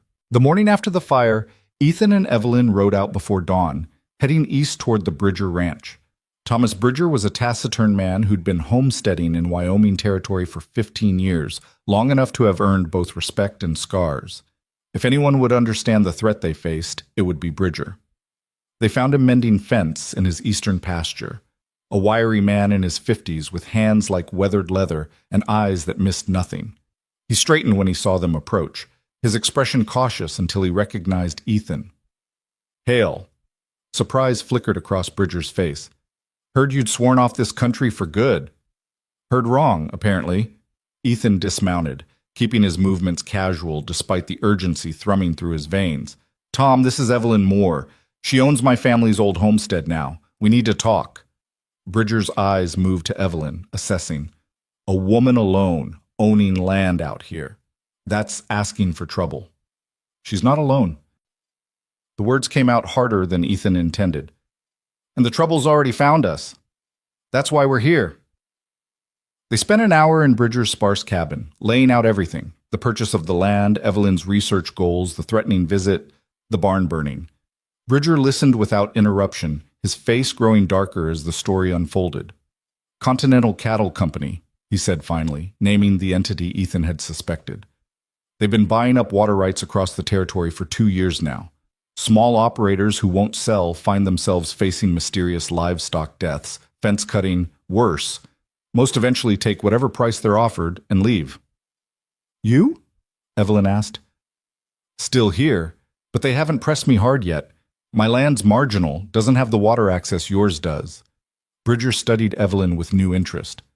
"This research of yours, agricultural improvements that don't require corporate infrastructure, that threatens their business model directly." "That's the idea." Evelyn leaned forward. "Independent settlers who can sustain themselves don't need to buy from company stores, don't need to lease water rights, don't need corporate loans. They can actually own their future instead of renting it." Noble thought. Also dangerous as hell, but respect had entered Bridger's voice. "You know what you're up against?" "We're learning." Ethan met the older man's eyes. "We're also not backing down, but we can't do this alone. Need to know if you'll stand with us when they come again, because they will come." Bridger was silent for a long moment, his weathered hands clasped together, his expression unreadable. Then he nodded slowly. "I'll stand. Been pushed around by Continental long enough. Someone needs to show them they can't just take whatever they want." He paused. "But it can't be just the 3 of us. We need numbers. Enough that they can't pick us off individually." "Who else?" Evelyn pulled out a small notebook. "Who else is independent, has reason to resist?" They spent the next hour compiling names. Margaret Chen, a widow running her late husband's ranch through sheer stubborn will. The Morrison brothers, young and idealistic and deeply in debt to Continental's lending arm. Samuel Ortega, whose family had been in the territory since before it was a territory, who'd watched Mexican land grants get stolen through legal manipulation and had no love for corporate interests. By midday, they had a list of 8 potential allies: small operators, struggling homesteaders, people who had more to gain from Evelyn's success than from Continental's continued dominance. It wasn't much. Against a company with seemingly unlimited resources and territorial officials in their pocket, 8 ranchers with limited means were barely a speed bump. But it was more than nothing. It was the beginning of something. Over the next 2 weeks, Ethan and Evelyn rode a circuit across the territory, visiting each name on their list. Some refused immediately, too frightened or too dependent on Continental's goodwill to risk opposition. Others listened with cautious interest but wouldn't commit. But slowly, painfully, they built their coalition. 5 ranchers agreed to stand with them. 5 families willing to risk everything on the principle that the land should belong to the people who worked it, not to distant corporations that saw only profit margins. It wasn't enough. Ethan knew it wasn't enough, but it was 5 more than they'd had before. They returned to the homestead to find another message waiting, this time delivered with less subtlety. Someone had slaughtered 3 of their horses, leaving the bodies in the creek to poison the water supply. The remaining animals had scattered in terror. It took 2 days to round them up, and another full day to drag the carcasses far enough away to prevent contamination. "They're escalating," Ethan said as they worked, both of them exhausted and filthy. "Trying to make survival impossible, even if we won't leave voluntarily." "Then we adapt." Evelyn's voice was grim but steady. "Move the animals every night, post watches, make ourselves harder targets." "For how long? We can't live under siege forever." "Then we end the siege." She straightened, pushing sweat-soaked hair from her face. "We go on the offensive, stop reacting, and start acting." That night they gathered their small coalition in Bridger's barn, the 5 ranchers who'd committed, plus 3 of their grown children who'd volunteered to help. 11 people total against an organization that could hire 50 guns without blinking. Ethan stood before them, feeling the weight of leadership he'd never wanted and couldn't refuse. Continental Cattle Company wants to control water rights across the Northern Territory. They've been buying land through intimidation, legal manipulation, and when necessary, violence. Miss Moore's property sits on one of the best spring systems in the region. They've tried buying it. They've tried burning her out. Next, they'll try killing us. "So what do we do?" Margaret Chen asked. She was in her 60s, her face lined by decades of harsh weather and harder choices. "We can't outfight them." "No," Evelyn agreed, "but we can outmaneuver them, make them fight on legal and social ground instead of violent confrontation." She spread papers across a makeshift table, territorial maps, water right documents, her father's research. Continental's been operating in a gray area, using threat and bribery but always maintaining plausible deniability. We force them into the light, make their actions matter of public record. "How?" Samuel Ortega's voice was skeptical. "First, we formalize our coalition legally, file as an agricultural cooperative with the territorial government. That gives us standing as an organization, not just individuals." Evelyn's finger traced lines on the map. "Second, we petition the territorial legislature to review water rights allocations, force a public hearing where Continental has to justify their claims." "They own half the legislature," one of the Morrison brothers objected. "Maybe, but sunlight is a powerful disinfectant. Make the corruption public, and even bought politicians have to maintain appearances." Ethan picked up the thread. "Third, we reach out to newspapers, Eastern papers specifically. The territories are a popular topic back east. Corporations crushing independent settlers makes good copy." "You think Continental cares about bad publicity?" Bridger's tone was doubtful. "Their investors do. Their board of directors does." Evelyn's eyes were bright with strategic thinking. Continental Cattle Company is owned by a conglomerate with holdings in multiple states. Bad press affects stock prices, shareholder confidence. We make this expensive for them in ways beyond just stubborn resistance. The plan was ambitious, probably impossible, and absolutely their only chance. Over the next hour, they refined the details, assigned roles, prepared for every contingency they could imagine. When the meeting finally broke up near midnight, Ethan felt something unfamiliar stirring in his chest. Not quite hope. He'd learned better than that, but something close. Purpose, maybe. The sense that he was finally fighting for something instead of running from everything. The next morning, Ethan and Evelyn rode to Cheyenne to file the cooperative paperwork. The territorial capital was a raucous collection of permanent buildings and temporary structures, swollen with miners, ranchers, businessmen, and the opportunists who followed money like flies to carrion. The territorial offices were in a squat brick building that promised official permanence in a landscape defined by transience. The clerk who received their cooperative filing was a nervous young man with ink-stained fingers and the harried look of someone perpetually overwhelmed. He reviewed their documents with bureaucratic thoroughness, occasionally glancing up at Evelyn with poorly concealed surprise that a woman was the primary filer. "This appears in order," he said finally. "There's a processing fee, and it takes 2 weeks for official registration, but I don't see any obvious problems with—" "There's a significant problem." The new voice came from behind them, smooth and confident. Ethan turned to find a well-dressed man in his 40s, carrying himself with the assured authority of someone accustomed to being obeyed. Miss Moore's claim to the property in question is disputed. Filing a cooperative based on disputed land seems premature. Disputed by whom? Evelyn's voice remained calm, but Ethan heard the steel underneath. By Continental Cattle Company.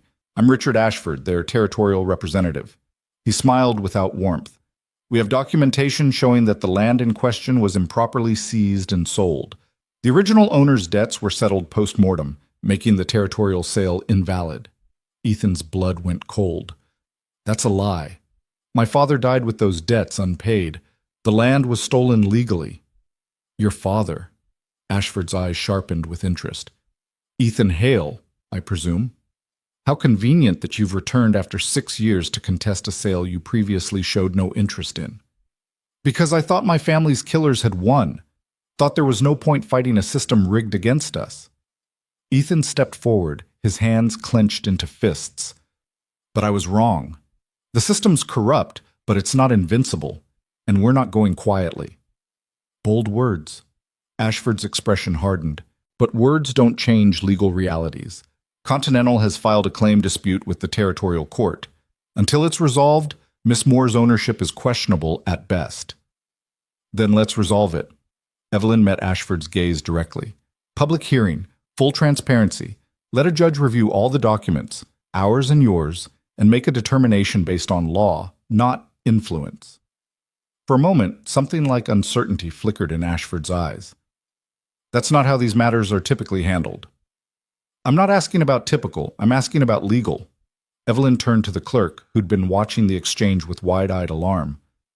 File our cooperative paperwork. Note that Continental Cattle Company has contested ownership. Request a formal hearing to resolve the dispute. All of that is standard procedure, correct?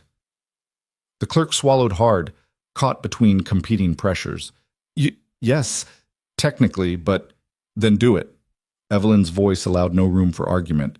Unless there's some reason legal procedures shouldn't be followed. The challenge was clear. Refuse and admit that Continental operated outside the law.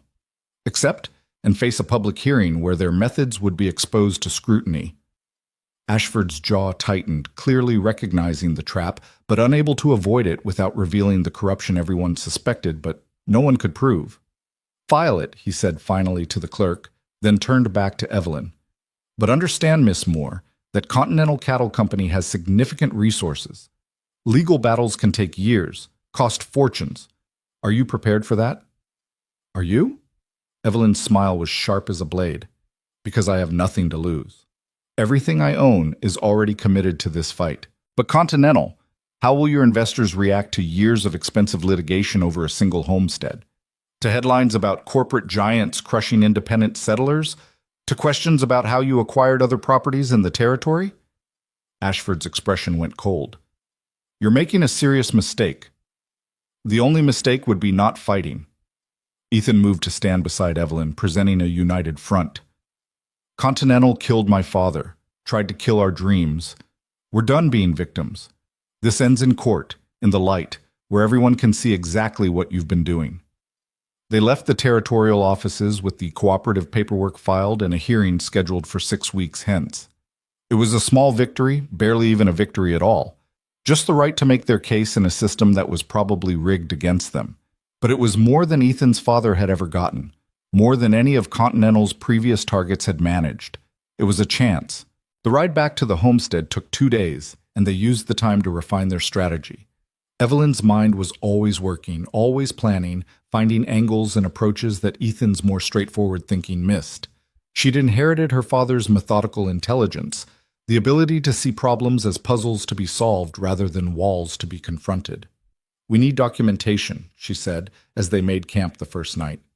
Every incident of intimidation, every suspicious land transfer, every time Continental operated outside legal bounds.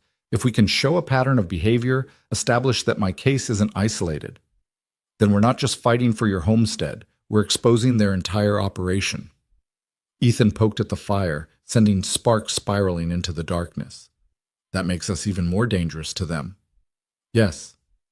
No hesitation, no fear. Which means they'll escalate again. We need to be ready. They were riding through a narrow canyon the next afternoon when the attack came.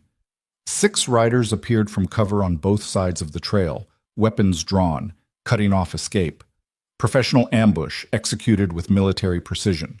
Ethan's hand went to his revolver, but he knew the mathematics were hopeless. 6 against 2, caught in a kill zone with no cover. If they wanted him and Evelyn dead, they were dead. But the lead rider, not Ashford but someone harder, someone who'd clearly done this kind of work before, simply sat his horse and smiled. "Miss Moore, Mr. Hale, my employer would like to renegotiate." "Not interested." Ethan kept his voice level despite his racing heart. "You haven't heard the new terms. Triple the original offer for the land, plus a generous payment for emotional distress and destroyed property, plus safe passage out of the territory with no further interference." The rider's smile widened. "All you have to do is drop the legal challenge and leave. Today. And if we refuse?" Evelyn's hands were steady on her reins, betraying nothing of what she must be feeling. "Then my employer will be very disappointed. And disappointed employers make unfortunate decisions." The threat was clear without being explicit. "This is your last chance for a peaceful resolution, Miss Moore. Take it." Ethan looked at Evelyn, saw her jaw set in that familiar stubborn line, and knew what her answer would be before she spoke. Part of him wanted to beg her to accept, to save her life, even if it meant surrendering everything.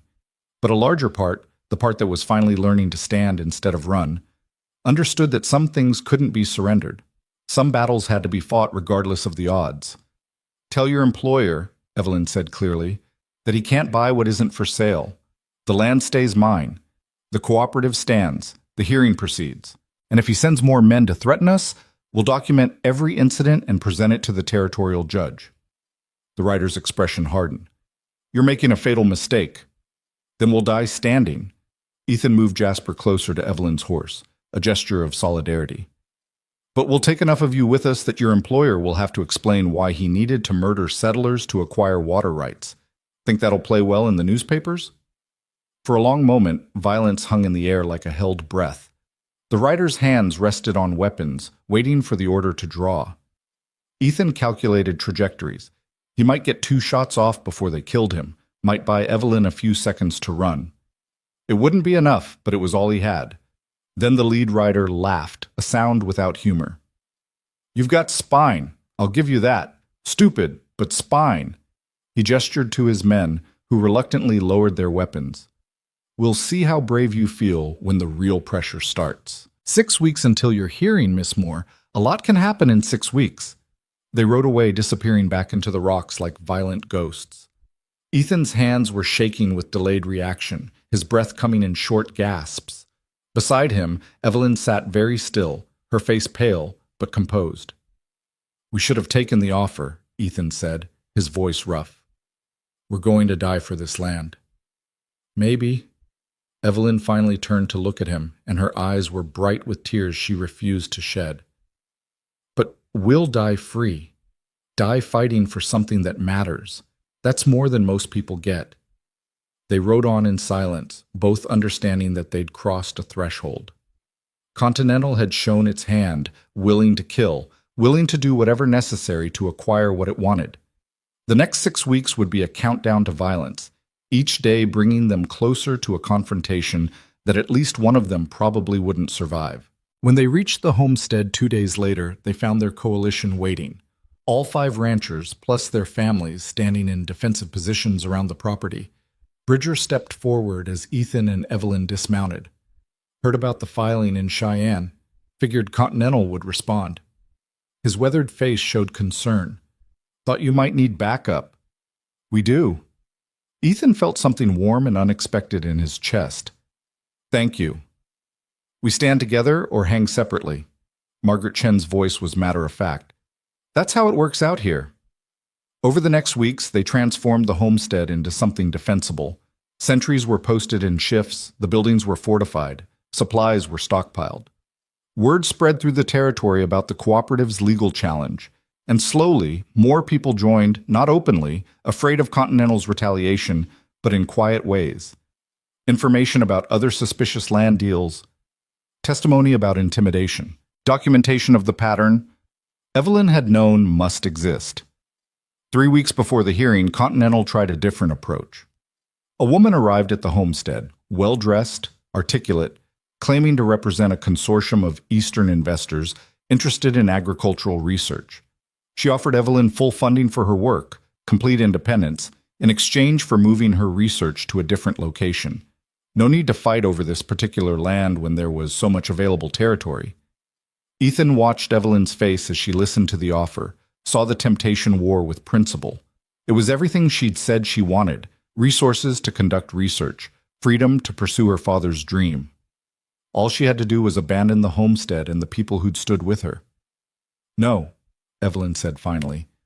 "This land matters. Not just to me, but to everyone Continental's pushed around. If I leave, if I accept that money might makes right, then I've betrayed everything my father believed, everything your coalition risked by standing with me." The woman's pleasant expression fractured slightly. "You're choosing principle over pragmatism. That's admirable and foolish in equal measure." "Maybe, but I can live with foolish. I can't live with cowardice." After the woman left, Ethan pulled Evelyn aside. "You could have taken that offer, found another place to build your research station." "No, I couldn't." She turned to face him fully. "Because this was never just about the research. It's about proving that people have a right to defend what's theirs, that corporations don't get to steal through intimidation and call it business. Your father understood that. He died defending that principle." Her voice softened. "I won't dishonor his sacrifice by running from the same fight." 2 weeks before the hearing, Continental made its final move, not against the homestead directly, but against the weakest members of their coalition. The Morrison brothers woke to find their cattle poisoned, their barn burned, and a note promising more destruction if they testified at the hearing. Samuel Ortega faced a sudden tax assessment that would bankrupt him unless he sold his land immediately. Margaret Chen's water rights were challenged through official channels, threatening her livelihood.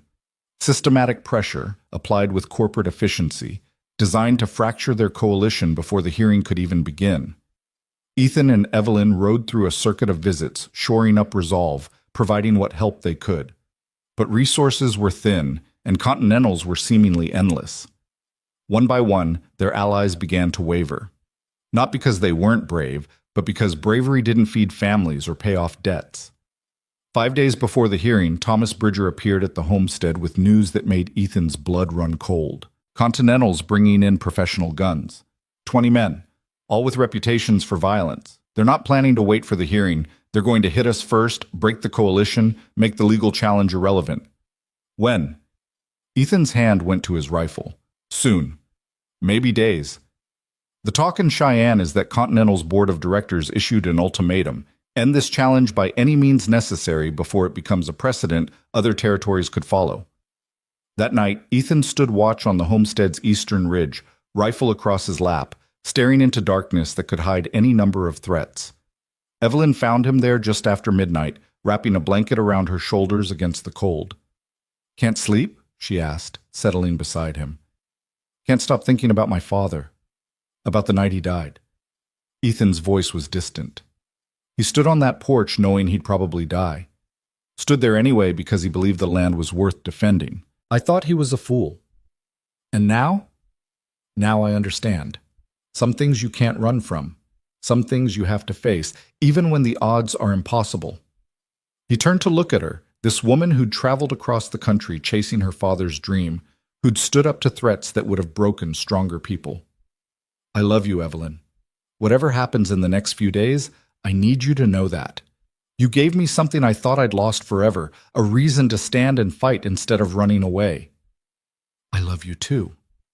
She leaned against his shoulder, and they sat together in the darkness, two people facing impossible odds with nothing but stubborn hope and each other. "We're going to lose, aren't we? The hearing, the fight, everything." "Probably." Ethan wouldn't lie to her, wouldn't offer false comfort. "Continental has more money, more men, more power. We're just a handful of homesteaders with principle and not much else. Then we make our stand anyway. Make it mean something." Evelyn's voice strengthened. "Even if we lose, even if they kill us, we'll have fought. We'll have shown that some people won't be bought or intimidated. That has to count for something." It counts for everything. Ethan kissed her, tasting salt and determination. Your father would be proud. Mine too. They sat together watching stars wheel overhead, knowing that violence was coming, knowing they were likely facing their last days, but refusing to let fear dictate action. They'd found each other on this harsh land, had built something precious from grief and hope and stubborn determination. Whether they survived the coming storm didn't change the truth of what they'd created.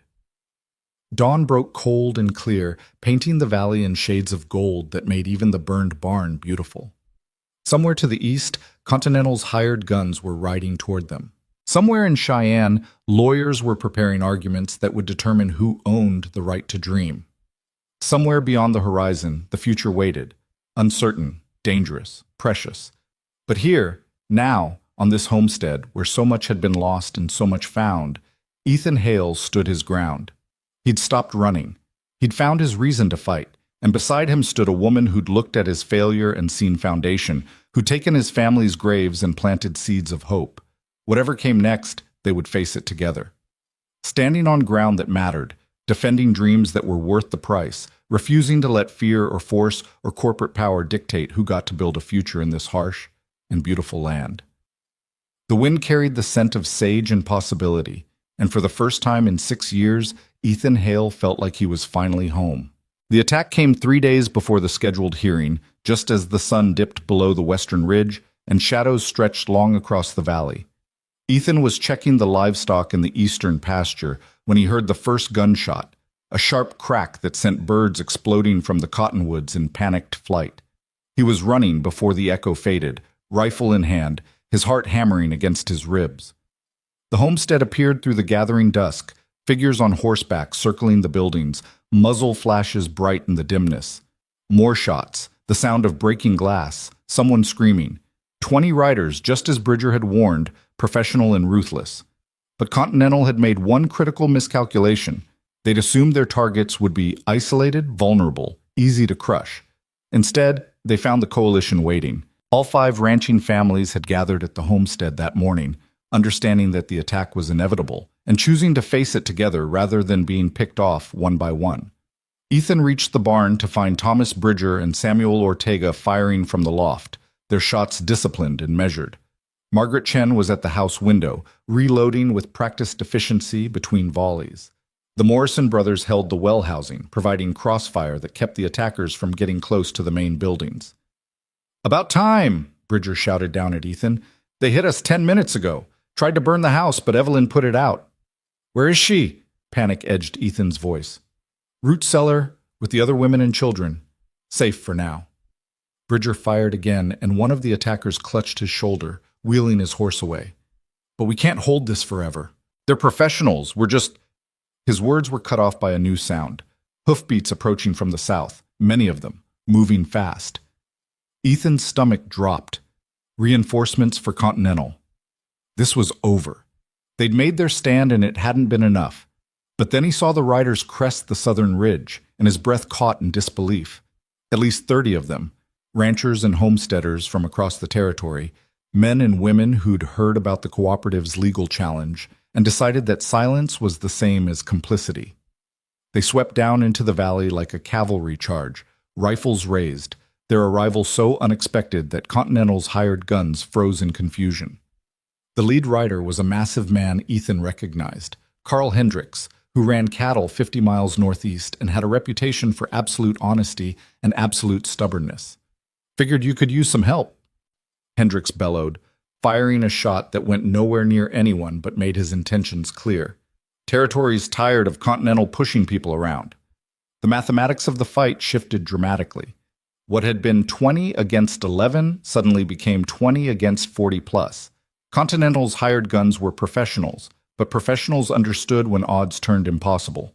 Their leader, the same man who'd ambushed Ethan and Evelyn weeks earlier, assessed the situation with cold calculation and made the only sensible choice. "Pull back," he shouted to his men. "This isn't worth dying for." They retreated in good order, professional to the last, disappearing into the gathering darkness. The newcomers pursued them to the valley's edge, then stopped, content to ensure they were truly leaving rather than seeking additional violence. Ethan ran to the root cellar, pulling open the heavy door with hands that shook. Evelyn emerged first, soot-streaked and fierce, a shovel clutched in her hands like a weapon. When she saw him alive and whole, something in her expression broke, and she threw herself into his arms with enough force to stagger him. "I thought, when I heard the shots..." Her voice was muffled against his chest. "I'm fine. Oh, we're fine. Everyone's..." He looked around frantically, doing a quick count of the coalition members who'd stood with them. The Morrison brothers both accounted for, Margaret Chen emerging from the house, Ortega climbing down from the barn. Bridger. "Where's Tom?" Ethan's voice sharpened with fear. "Here." Bridger appeared from around the barn, supporting his right arm with his left hand. Blood seeped between his fingers. "Caught one in the shoulder. I'll live, but I won't be doing any heavy lifting for a while." Margaret Chen was already moving toward him with clean cloth and whiskey, the frontier woman's medical kit. The rest of the families emerged from cover, checking on each other with the quiet efficiency of people accustomed to violence but not immune to its costs. Miraculously, Bridger was the only serious injury. A few grazes, some cuts from flying glass, but nothing that wouldn't heal. They'd survived. Against impossible odds and professional killers, they'd stood their ground and survived. Carl Hendricks dismounted, his weathered face serious as he approached Ethan and Evelyn. "Heard about your cooperative in Cheyenne. Heard about Continental trying to break you before the hearing. Figured it was time people made a choice. Stand with neighbors or watch them get picked off one by one." "You came." Evelyn's voice was thick with emotion. "All of you. We didn't even ask. Didn't need to ask. What's happening to you is what Continental wants to do to all of us eventually." Hendricks gestured to the assembled riders, a cross-section of Wyoming Territory's independent settlers. "They think money and violence can control who gets to live here, who gets to thrive. Someone showed them they're wrong." That night, the homestead blazed with firelight and voices as 40-plus people gathered in solidarity. They shared food, tended wounds, and made plans. What had started as Evelyn's personal fight had become something larger, a referendum on whether the territory would be controlled by corporate interests or remain open to independent settlers. "The hearing's in 3 days," Evelyn said, standing before the assembled group. The firelight painted her face in shades of gold and shadow, highlighting the determination that had carried her across the country to this moment. "Continental will use legal arguments, but what happened today proves their real methodology. They're willing to kill to get what they want. We need to make sure the territorial judge knows that." "How?" Margaret Chen asked. "Men like that aren't above taking bribes." "Then we make it public. So public that bribery becomes impossible." Evelyn pulled papers from her satchel, the documentation they'd gathered over weeks of investigation. Every suspicious land transfer, every incident of intimidation, every family driven out by Continental's pressure. We present it all in open court, invite newspaper reporters from Cheyenne and beyond. Make this about more than just my homestead. Make it about whether the territory will be a place where honest people can build futures or just another corporate holding. Samuel Ortega stood, his usually quiet voice carrying authority. "My family's been on this land since before it was called Wyoming Territory. We've watched American law be used to steal from us, to justify taking what others want. But sometimes that same law can be a shield instead of a sword. If we present our case right, if we make enough noise that territorial officials can't ignore us, maybe we force them to choose principle over profit." "It's a gamble," Thomas Bridger said, his wounded shoulder bandaged but his spirits apparently undiminished. "Judge could be completely in Continental's pocket, could rule against us regardless of evidence. Then we lose." Ethan found himself speaking, surprised by his own certainty. "But we lose honestly, in the light, with everyone watching. That's better than being picked off in the dark. And maybe losing the right way starts something bigger, shows other people they can fight too." The group talked deep into the night, refining strategy, preparing testimony, building a case that would either save the cooperative or at least expose Continental's methods for everyone to see.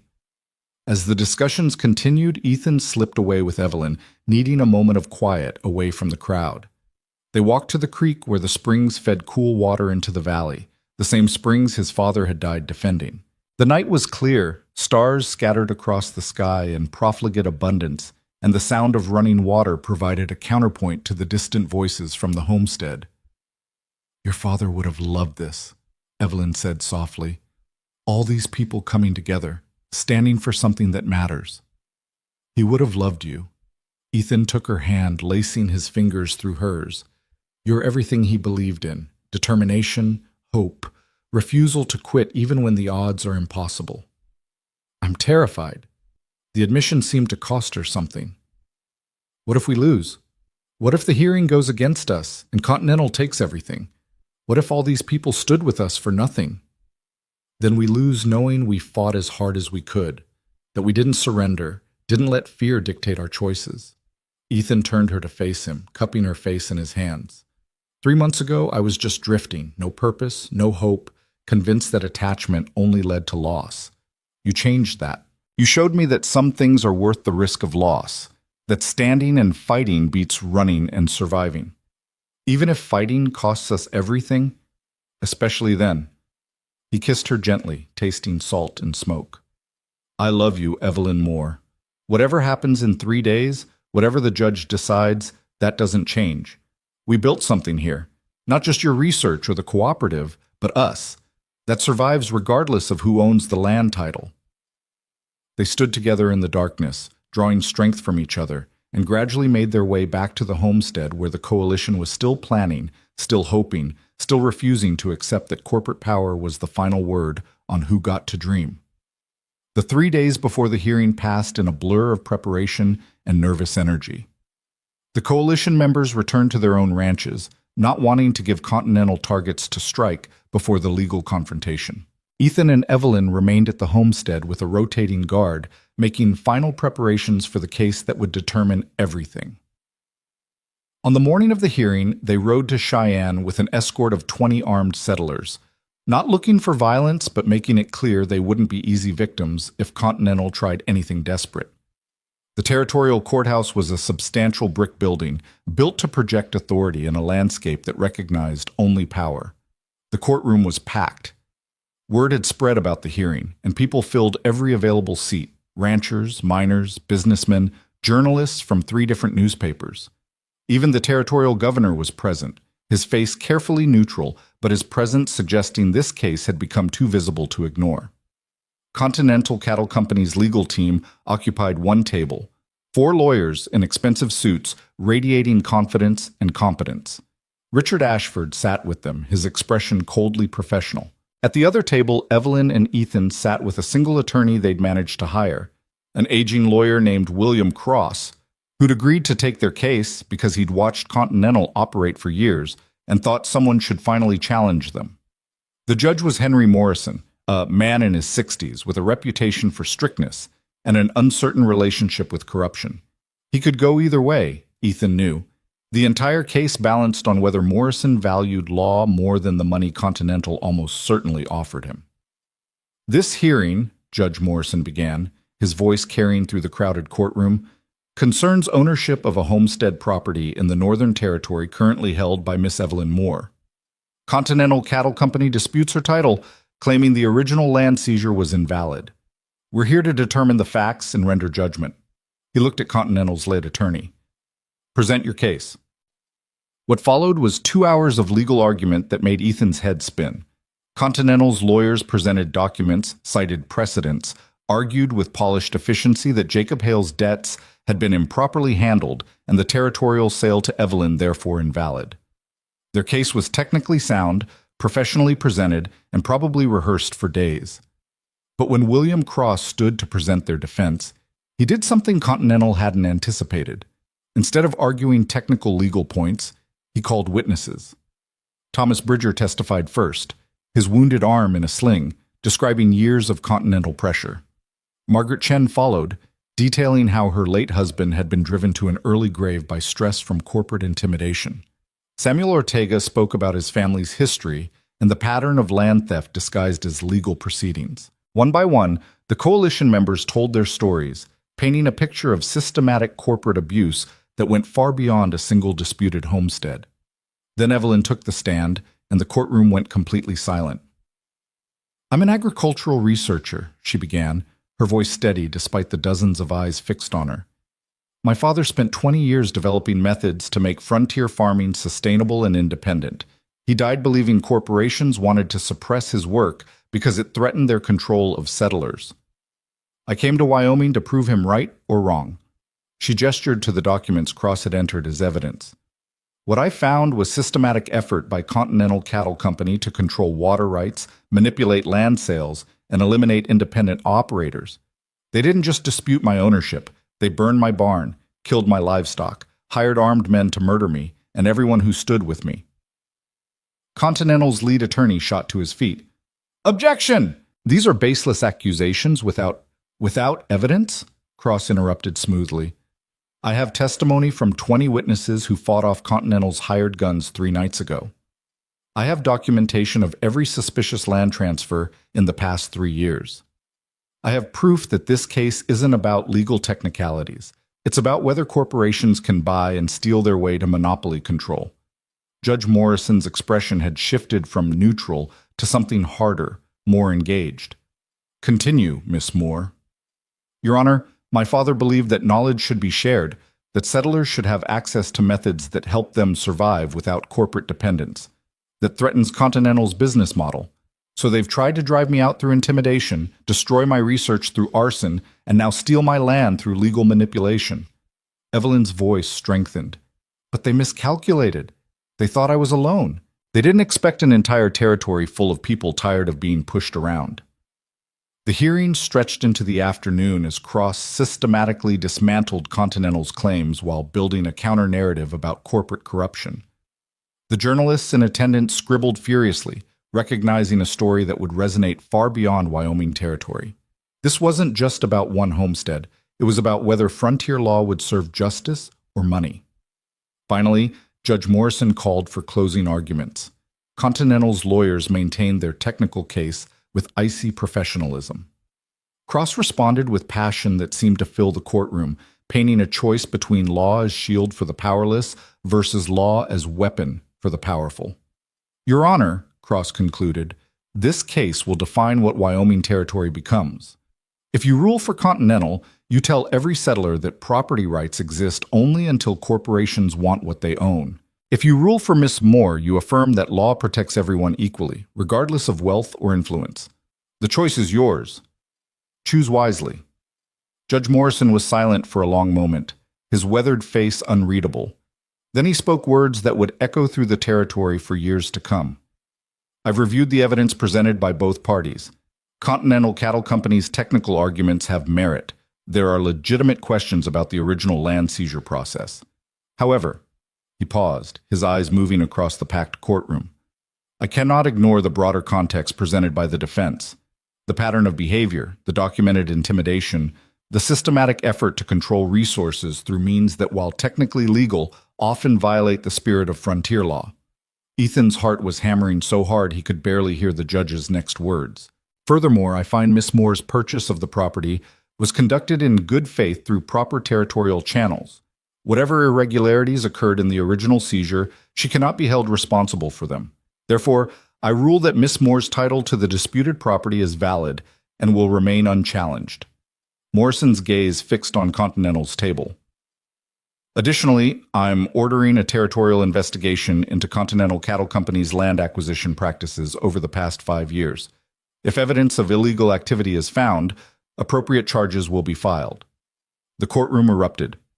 Cheers from the settlers, angry protests from Continental's representatives, journalists rushing for the doors to file their stories. Ethan pulled Evelyn into his arms, feeling her shake with relief and triumph and exhaustion. They'd won. Against impossible odds, against corporate power, against a system designed to favor wealth over justice, they'd won. But Continental wasn't finished. As they left the courthouse, Richard Ashford intercepted them on the steps, his face a mask of cold fury. Enjoy your victory, Miss Moore. It won't last. Continental has resources you can't imagine. We'll tie you up in appeals for years, make your life so expensive and complicated that you'll eventually wish you'd taken our original offer. Maybe. Evelyn met his anger with calm certainty. But every day I hold that land is another day settlers see that corporations aren't invincible. Every appeal you file is another newspaper story about your methods. You can fight me, Mr. Ashford, but you can't fight what I represent. The idea that honest people have a right to build futures without corporate permission." Ashford's jaw tightened, but he had no response. Because she was right, and they both knew it. The hearing had exposed Continental's practices to public scrutiny. The territorial investigation would uncover things they'd rather keep hidden. The newspaper stories spreading across the country would make their investors nervous and their board of directors angry. They'd won the battle. What happened next would determine if they won the war. Over the following weeks, change rippled through Wyoming territory like wind through grass. The territorial investigation uncovered exactly what Cross had suggested: a pattern of land manipulation, bribery, and intimidation that went back years. 3 Continental executives were indicted.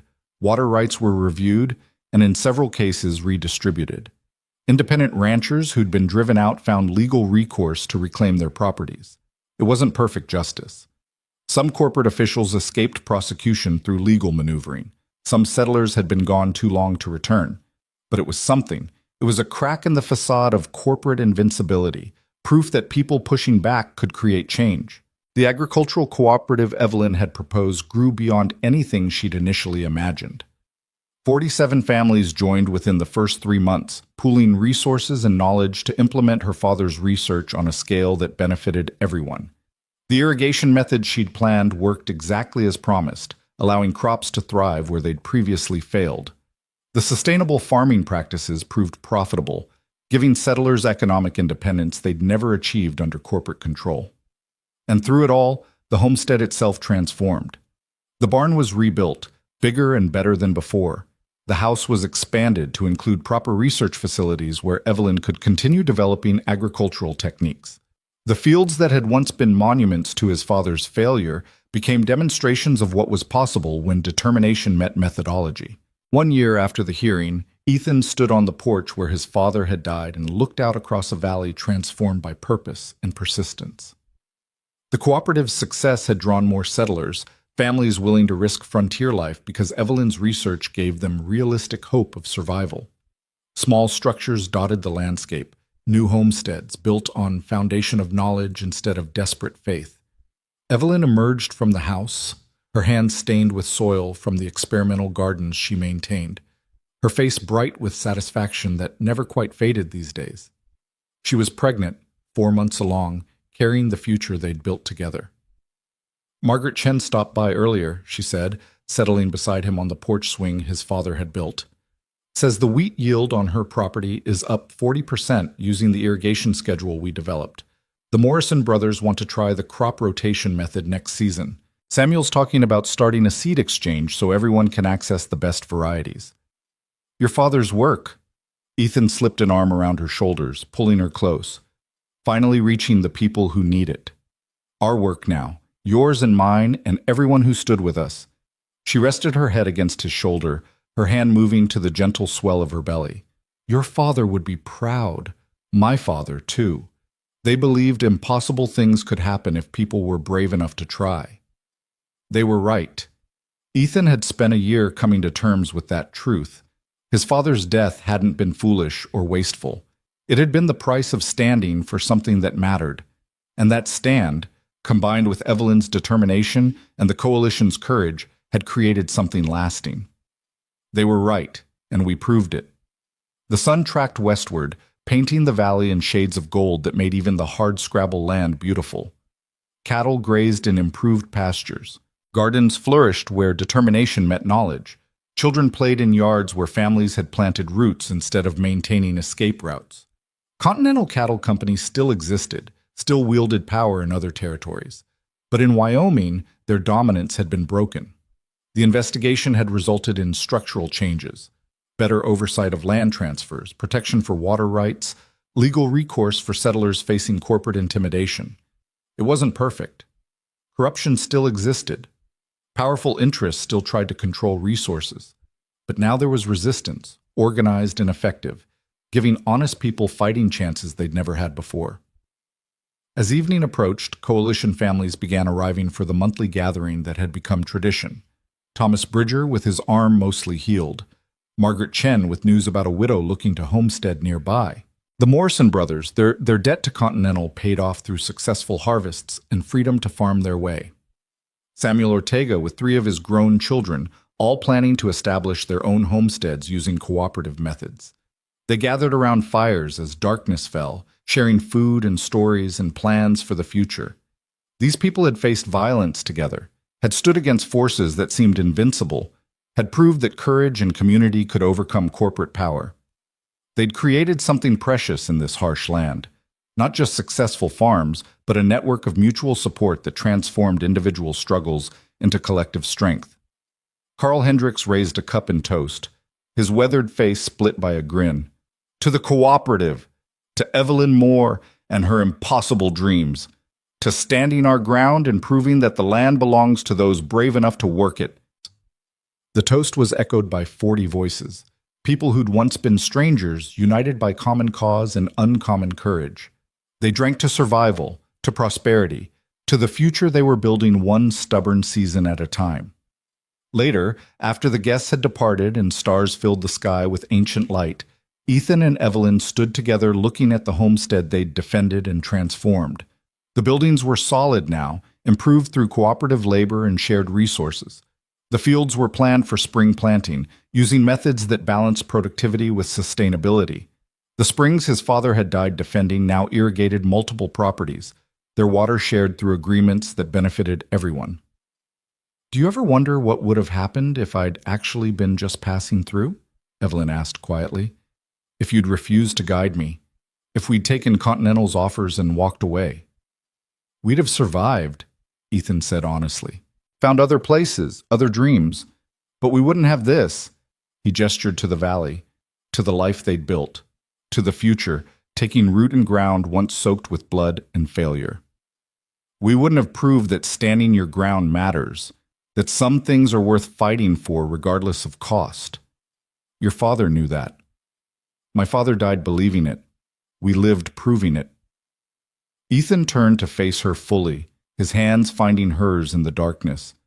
"You weren't just passing through, Evelyn. Neither was I. We were both looking for home without knowing it, looking for a place where our scars could become foundations instead of just wounds. And we found it," wonder colored her voice. "Against every odd, despite every threat, we found it. The wind carried the scent of growing things, of water, and turned earth and possibility. The same wind that had witnessed his father's death now carried the laughter of children playing on land they'd helped make livable. The same stars that had watched Ethan run from his past now illuminated the future he'd chosen to build. His father's dream hadn't died with him. Evelyn's father's research hadn't been lost. Those dreams had merged, transformed, become something larger than either man could have imagined. A cooperative that proved settlers could thrive independent of corporate control.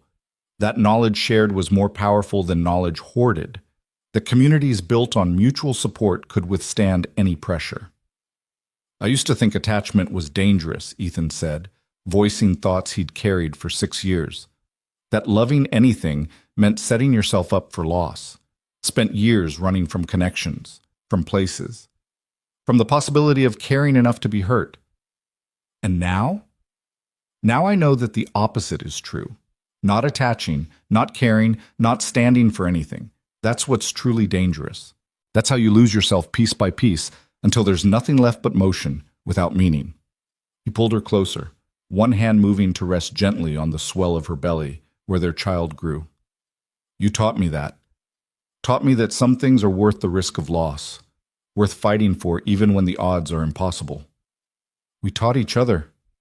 Evelyn's hand covered his, their child moving beneath their joined palms. "I came here believing in research and methods and my father's theories. But you taught me that knowledge without courage is useless, that dreams require people willing to defend them when force tries to crush them."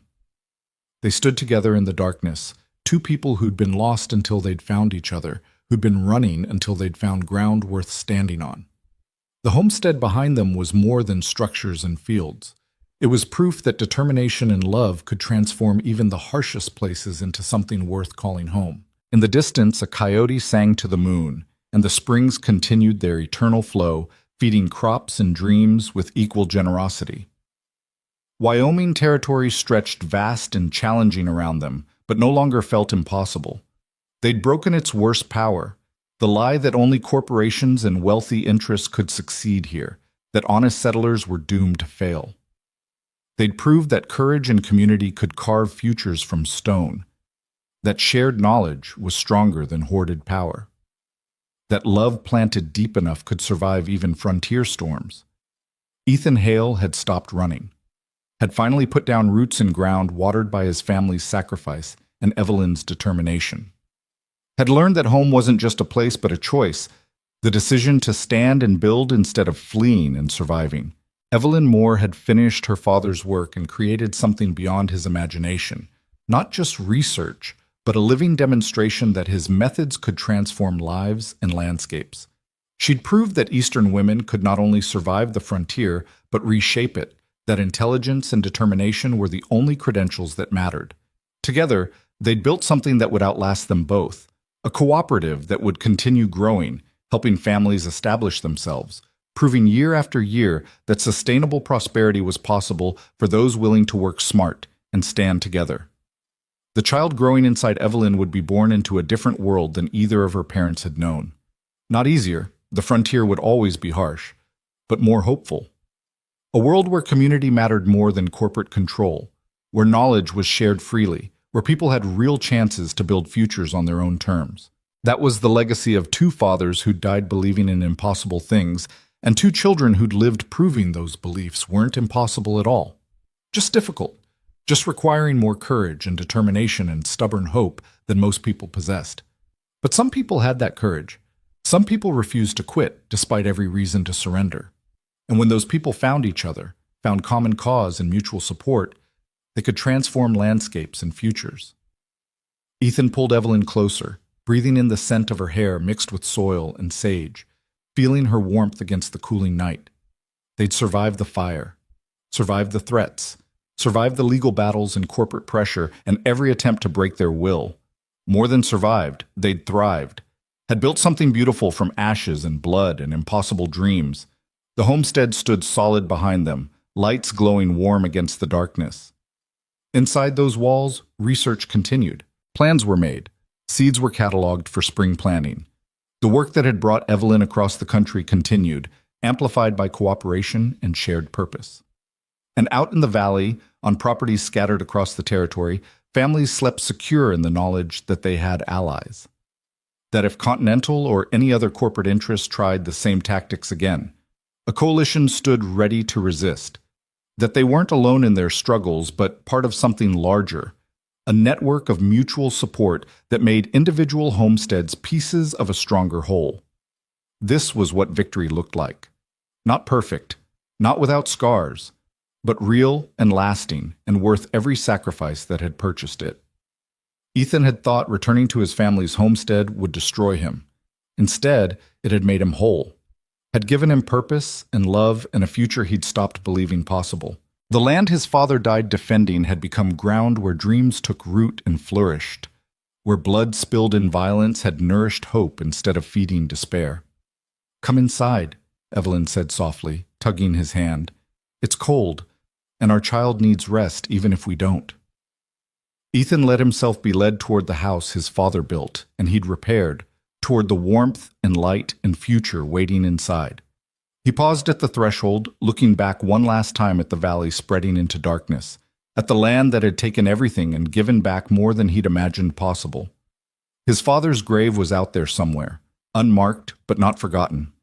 And standing on this porch, defending this land through law and courage instead of just violence, Ethan finally felt like he'd honored that sacrifice, had proved that Jacob Hale's stubborn belief in impossible things hadn't been foolish but visionary.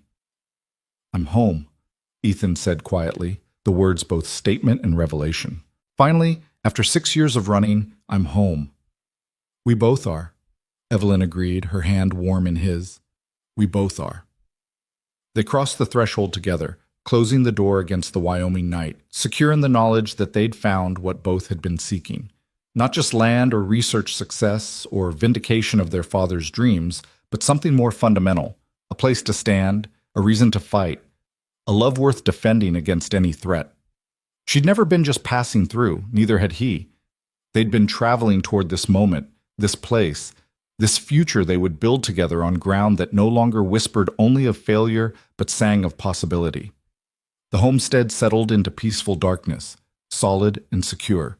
No longer a grave, but a garden where impossible things took root and flourished, where two wandering souls had found home, where the frontier's harsh truth that survival required more than determination alone had been transformed by knowledge and courage into something beautiful. Tomorrow would bring new challenges. The work of building sustainable futures was never finished, but tonight they rested secure in what they'd accomplished, in the love they'd forged through fire, in the community they'd helped create. Roots, not roads, standing ground instead of running away. That was the lesson written in every repaired board and planted seed and child conceived in hope instead of fear. Ethan Hale had finally stopped moving, had found his reason to stay, and in staying, had discovered that the life worth living was the one you built with your own hands on ground, you defended with your whole heart. The wind sang on, carrying stories across the vast Wyoming landscape, stories of courage and community, of dreams defended and futures earned, of two people who'd looked at failure and seen foundation, who'd stood their ground when every instinct screamed to run. Their story would echo through the territory for generations, becoming the legend that inspired others to try, to stand, to believe that impossible things were just difficult things waiting for people brave enough to attempt them. And in the house where it all began, where tragedy had given way to triumph, Ethan and Evelyn slept, their hands clasped even in dreams, ready to face whatever tomorrow brought. Together. Home at last.